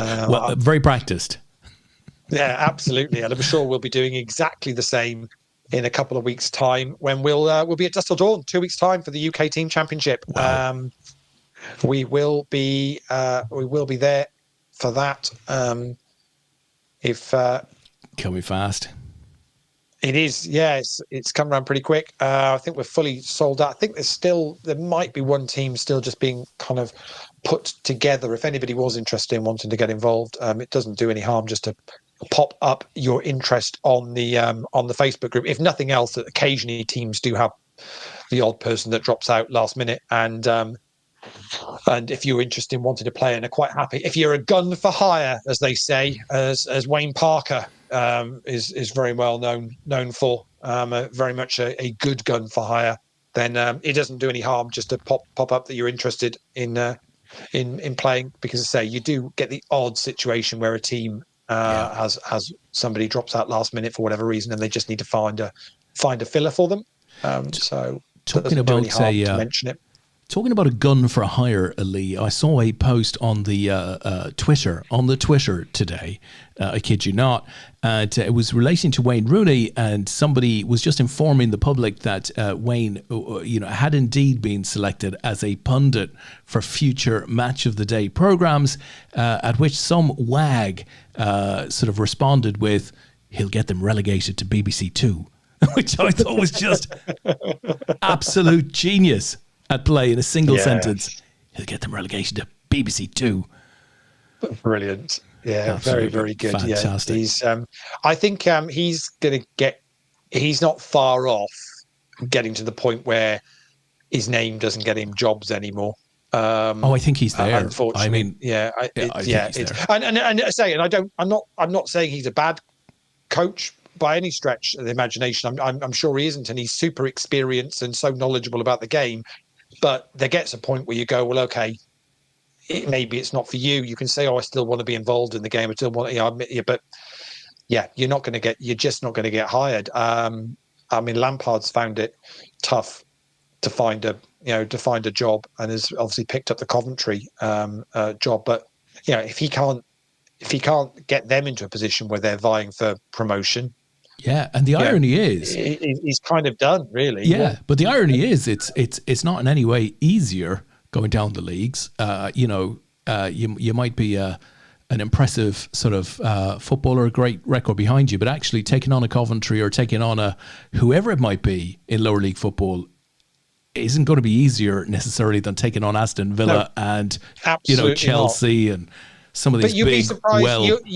You'll next see one of them appearing as a assistant coach for England or something like that, and it'll just be like, well, you'll be like, how did that all come about? It does worry me at times. It's like, well, they couldn't make it in club football, so they're still getting given jobs somewhere. I saw John O'Shea is the assistant manager for Ireland now. Yeah, he's been involved. Yeah, same thing. But I think you get away with it a little more at international level because it's a completely different sort of job. You know, players are only together for a week every few months. But I think you have to be such a strong leader and such a strong communicator to be a manager today. You know, whatever you can do out on the training pitch, and those skills, you know, you don't necessarily have them if you were a gifted footballer. I've no idea how he's doing out in the Saudi league, but do you ever see a situation where Gerrard will get a big job back in the UK? Because I can't believe that whatever he's doing in the Saudi league, it's ever going to be enough for someone to go, oh, great, well, we'll take Steven Gerrard then. So, I mean, you just got to say he's out there for the money, obviously, you know, and still keeping his hand in doing what he's doing. But yeah, I can't. I think he might have a little bit of credit. Anybody in the Premier League would go, well, we'll take a chance on him. He could be the man for us to turn around. It's only going to be a team that's in the relegation dogfight. It's not going to be anybody at the top of the table who's going to say, "Well, I think he might have." So he's only ever going to come in for a relegation battle, unfortunately. Yeah, I think he might have one more chance in him because he does come across as a good leader, and he will have a bit of credit in the bank for what he did in Scotland. Villa, you know, obviously massive disappointment there, particularly with what Emery was able to do pretty much straight after. But when you say have some credit in who will I give him? I think in that type of scenario that you talk about, where a club is struggling, you know, the fans are on the back of, you know, maybe a West Ham, would. Palace. Obviously, he's never going to go to an Everton, but a West Ham weren't. He was never even discussed for that role, or maybe he was, and just, you know. But it's interesting to see how, you know, they kind of shot themselves a little bit. I think the likes of Lampard and Rooney and Gerrard, it's an interesting one. Obviously, plenty of the others talk about it. I listened to Joe Cole earlier on today before the lunchtime game, saying, you know, ideally he'd like to get into coaching at some point, whatever. And it's like, would you really? No, I don't. No, I don't. Well, if you're not in coaching, no, Joe, I can't see it, you know, being a thing. You know, what's happened to John Terry? Is he still knocking about somewhere? Yeah. But I think I thought he'd taken a lower league position, or was prepared to. But I didn't see it. What's Ashley Cole doing? He was coaching at one point, wasn't he? He's gone somewhere. I'm sure Ashley Cole has ended up somewhere. Maybe he's gone with Lampard to Coventry, possibly. I'm not sure, but was he part of the England setup? You know, maybe he's gone back with England with Tuchel. What do you make of Moyes going back to? I like it. Everton. I like it. Yeah.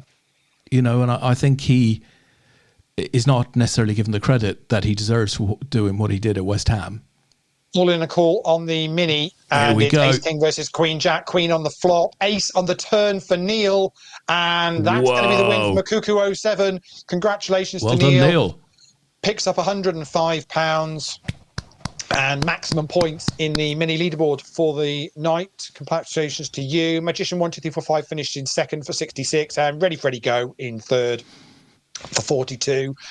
Tony Everlasting Ross finished fourth for £30, considering he was 10 of 10. Yeah, well done. Everyone there. Wayne, Tony, Neil, of course. Board of Ace 10, 5-3 Queen. It's Chris Beanbag against Sharky. Both got 15 bigs behind, and they check it down. And the 8s for Sharky Lad are good enough to put him into the chip lead. Whoever won that hand was going to be chip leader, and it is Sharky Lad with 30 bigs. Flush Busted has got 20 bigs. Beanbag's got 15 bigs, and Snake 29 has got 9. They are our remaining 4 in this main. What a result for Moyes today, Lee.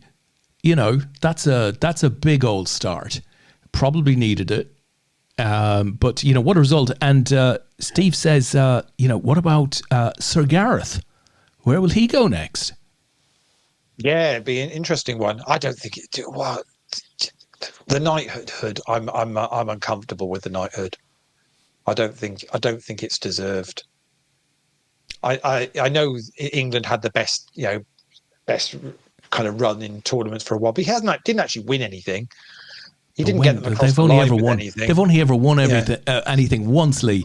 I mean, he gets an awful. Would you say would you feel he deserves to be knighted as just watching? Sure. Sharky had aces against the King 10 of Beanbag. Aces are going to see this through. We're going to lose Chris in fourth place. Snake's going to pick up a nice little ladder there, and Sharky's going to add to his stack.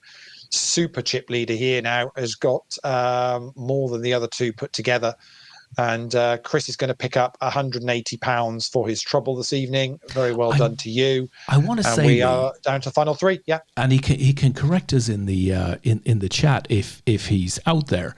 But didn't Sharky win in Coventry in, I want to say, 2010? The English Amateur Poker Championship. Am I right or am I wrong? Mark Kerwin. I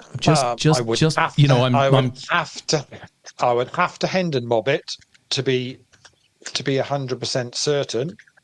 Could have been 2011,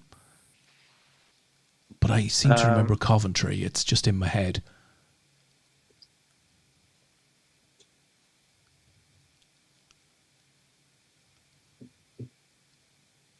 I'm going to say no.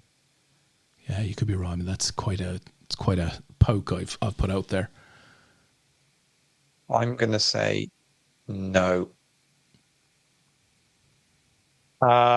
He finished 13th in Coventry in 2012. Maybe that's what I'm thinking of. Maybe that's what I'm thinking of. Had a decent run. Finished 13th. In a 75 plus 8. So that's the English Championship. Yeah, English Championship 2012. So very good. All of his caches on Hendon Mob are all APAT ones, which is always a lovely thing. Best finish, Lee?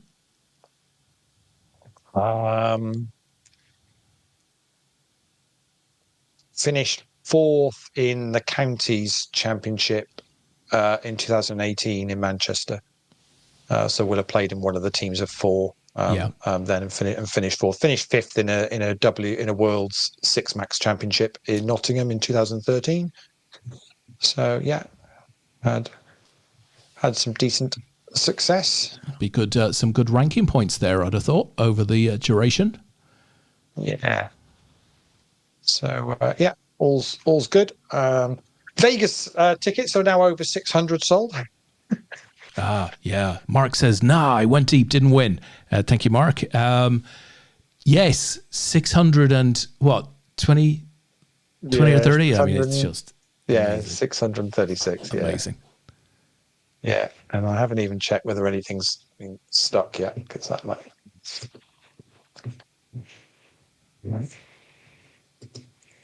I'm not even looking at the inbox, because it's just going to be loads.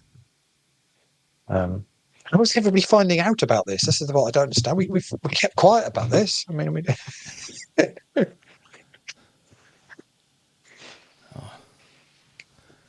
Wowzer. So, Dan, if anyone that might know what we're talking about, we've announced on Poker Ruffles tonight a new draw for the World Series of Poker main event, so main event package, $10,000 buy-in plus hotel and flights for two people to go over to Vegas this summer, and the winner gets to play the main event. And we've got a draw live, and it's £1 a ticket. Basically, you can win that package for £1. So good luck. We're doing the draw at the beginning of April.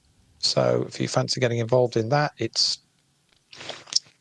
I'm struggling to think of many better ways to win a package to get to Vegas than paying £1. So good luck to all of you that give that a go in the coming months. We're super excited about it, and as I say, we popped it up on the Poker Raffles draw at 9:00 tonight. We mentioned it a little bit on the show here today, and we've already sold over 600 tickets before we've even done any kind of we haven't posted anything in the Facebook group on the page. Yeah, no, we're not even posted to say it. It's literally gone on 2 live streams tonight that we've been on, and that's it. So So again, already we overwhelmed by the support, especially from the APAT community, for us getting poker raffles up and running. And we've been able to send some amazing people to some amazing events in the last 12 months or so. And long may that continue. Well, it's going to continue because in approximately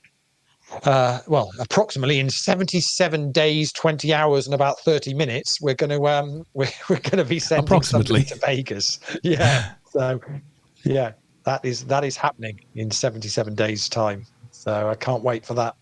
It's going to be super cool.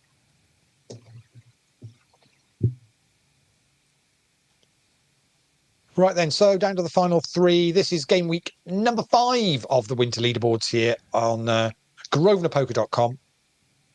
Fantastic little series of events, 9 events in total. You get points for finishing. Well, actually, you get points if you just play, but if you finish in the top 40, you get extra points, 100 points up top for the winner, 5 points if you just play, just to give you a rough idea.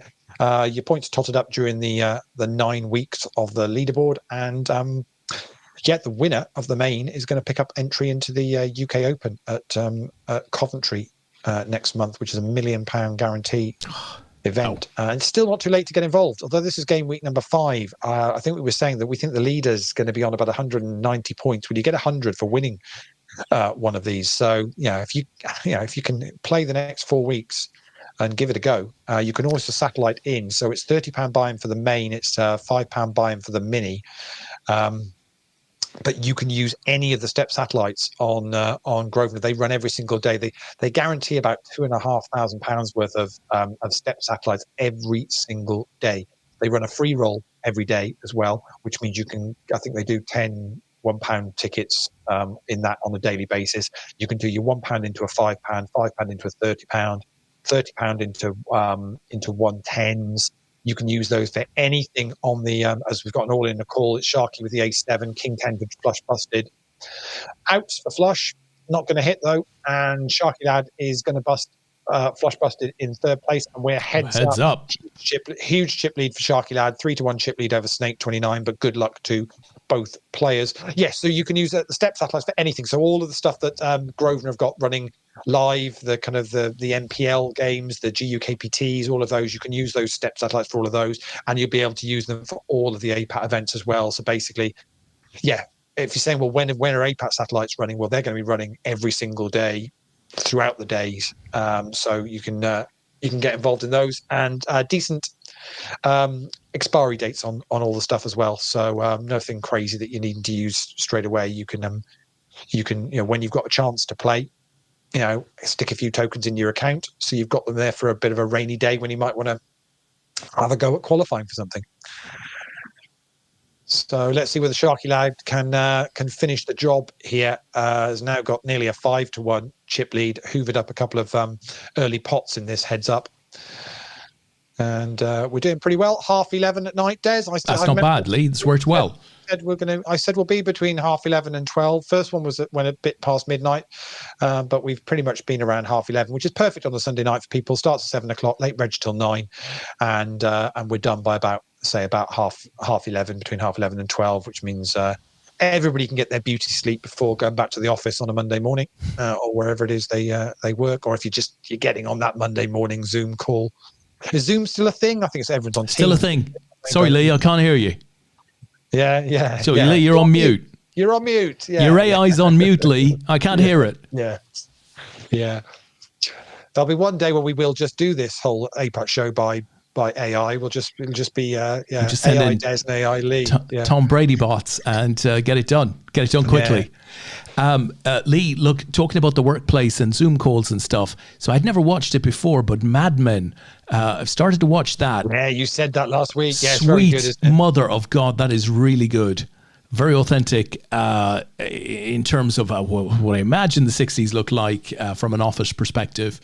Very, very entertaining indeed. Yeah, absolutely. Super, super good.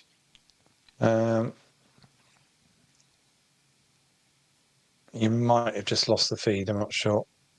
As one of my screens has just gone blank, but I've still got. Okay. I don't know. You might be all right, actually. Are you still seeing it okay? Looking good on my side. Yeah, everything looks good on my side. Yeah, cool. That's all right. No, it's just one of my screens is gone, but the laptop's still open, so it's fine. So we're still good as long as it's still sending pictures to you. That's all. Yeah, that I'm matters. looking at it on Facebook. It's good. Yeah, we watched Playing Nice or Playing Nicely, or something, which got rave reviews. It's a 4-parter thing on ITV that was on the last couple of weeks. Crikey, about as far-fetched a storyline as you're ever going to get. I mean, nicely done, but just absolute. Don't.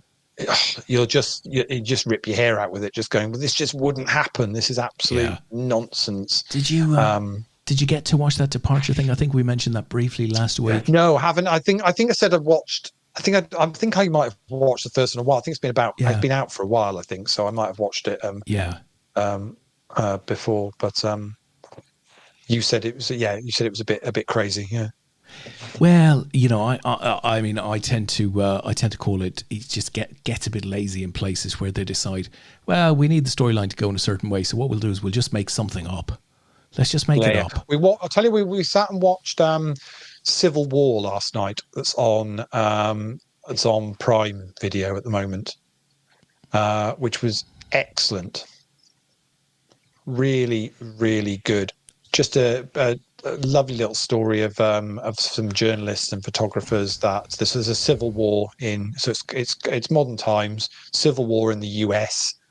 So a number of the states have decided to go off on their own, and they're battling for power in the US. So there's basically an entire civil war across America, and it follows some journalists and photographers that are following the kind of the action of what's going on the front line, and are heading to DC, where the president is close to being overthrown. But all set in modern times. And love that sort of stuff. Love it. If it's superb, done well, love it. Yeah, superb hour and a half. Got Kirsten Dunst in one of the lead roles. I thoroughly enjoyed that. Very, very good. Tony says, just watched American Primeval. Once I started, I couldn't stop. That's it. And it's a limited series, right? So it's not got 13 episodes or 8 episodes. I think it's 4. I think it might be 6, but it's relatively short. But it's factual. It's of the time. It was sort of before Cowboys, if you can imagine that. Okay. But it's just got a mix of, the Pilgrims and the Mormons and the Indians and the army. It's like she's got a powder keg of big characters. Somehow Snake 29 is hanging on here because it's now a 10-1 chip lead. Pretty small. Sharky's got sort of 43 bigs to it's even more than that. Snake's got 2.5 bigs. I mean, the chips have got to be going in at some point. Here we go. Sharky's just got to making a call with any two. Here we go. It's King 3 against Jack Deuce. The spades are out there as well. King's been hit, and it's going to be okay. Snake 29 is going to get that through, and doubles up to about 5 bigs. But this just feels like it's going to be. Yeah. Leigh, every time those chips go in, I hear the cello. It's like chum in the water. It's going to be soon. Let's see what happens. This one is Sharky going to raise it up. There's the raise. All in from Snake. Got to be called. It's King 7 versus King 9. King 9's in a good spot here, though. And there's a 9. This needs to avoid the up and down straight draw. Oh, the Jack gets there on the river for Mark. Oh, my word. That's brutal. That is brutal. And that is going to be us done. Mark is going to win that. Let me pop that up there so you can just see exactly where we're at. So well played to Sharky Lad. Picks up £632 for his trouble this evening. Very nice. And all the points. All of the points. 100 points for the leaderboard. Snake 29. Very well played. £397 in second place, and did very well on that final table. I thought actually. Flush Busted 2 was chip leader on that final table for a good while. Ends up finishing in third for £251. Chris Beanbag, 85. Well played to you, Chris, finishing fourth, £179. Karen, Hardcore Womble, fifth, £135. Good points for the leaderboard for Karen there for the night. Mighty Doctor, 106 and 6. And then In the Eye, Myatt, Icy Madness, and G. Shergill picked up money as well on that final table. So we're done for another week, Des. That is excellent. Us done. Excellent. Good night. Good fun. Good having a chat with you all, everybody. Mark says, cheers, guys. On the barrow. Up the barrow, boys, eh? Brilliant. Well, listen, thanks everyone for playing tonight, and for those of you who joined us on the stream. Hope you have a great week. Leigh and I will be back next Sunday night to do it all again. Have a good one, folks. Obviously, we'll be giving you a Vegas tickets update every single week. You do just expect that for Vegas. The next, what's happening in Vegas? Yeah. Okay. Not at all. Not at all.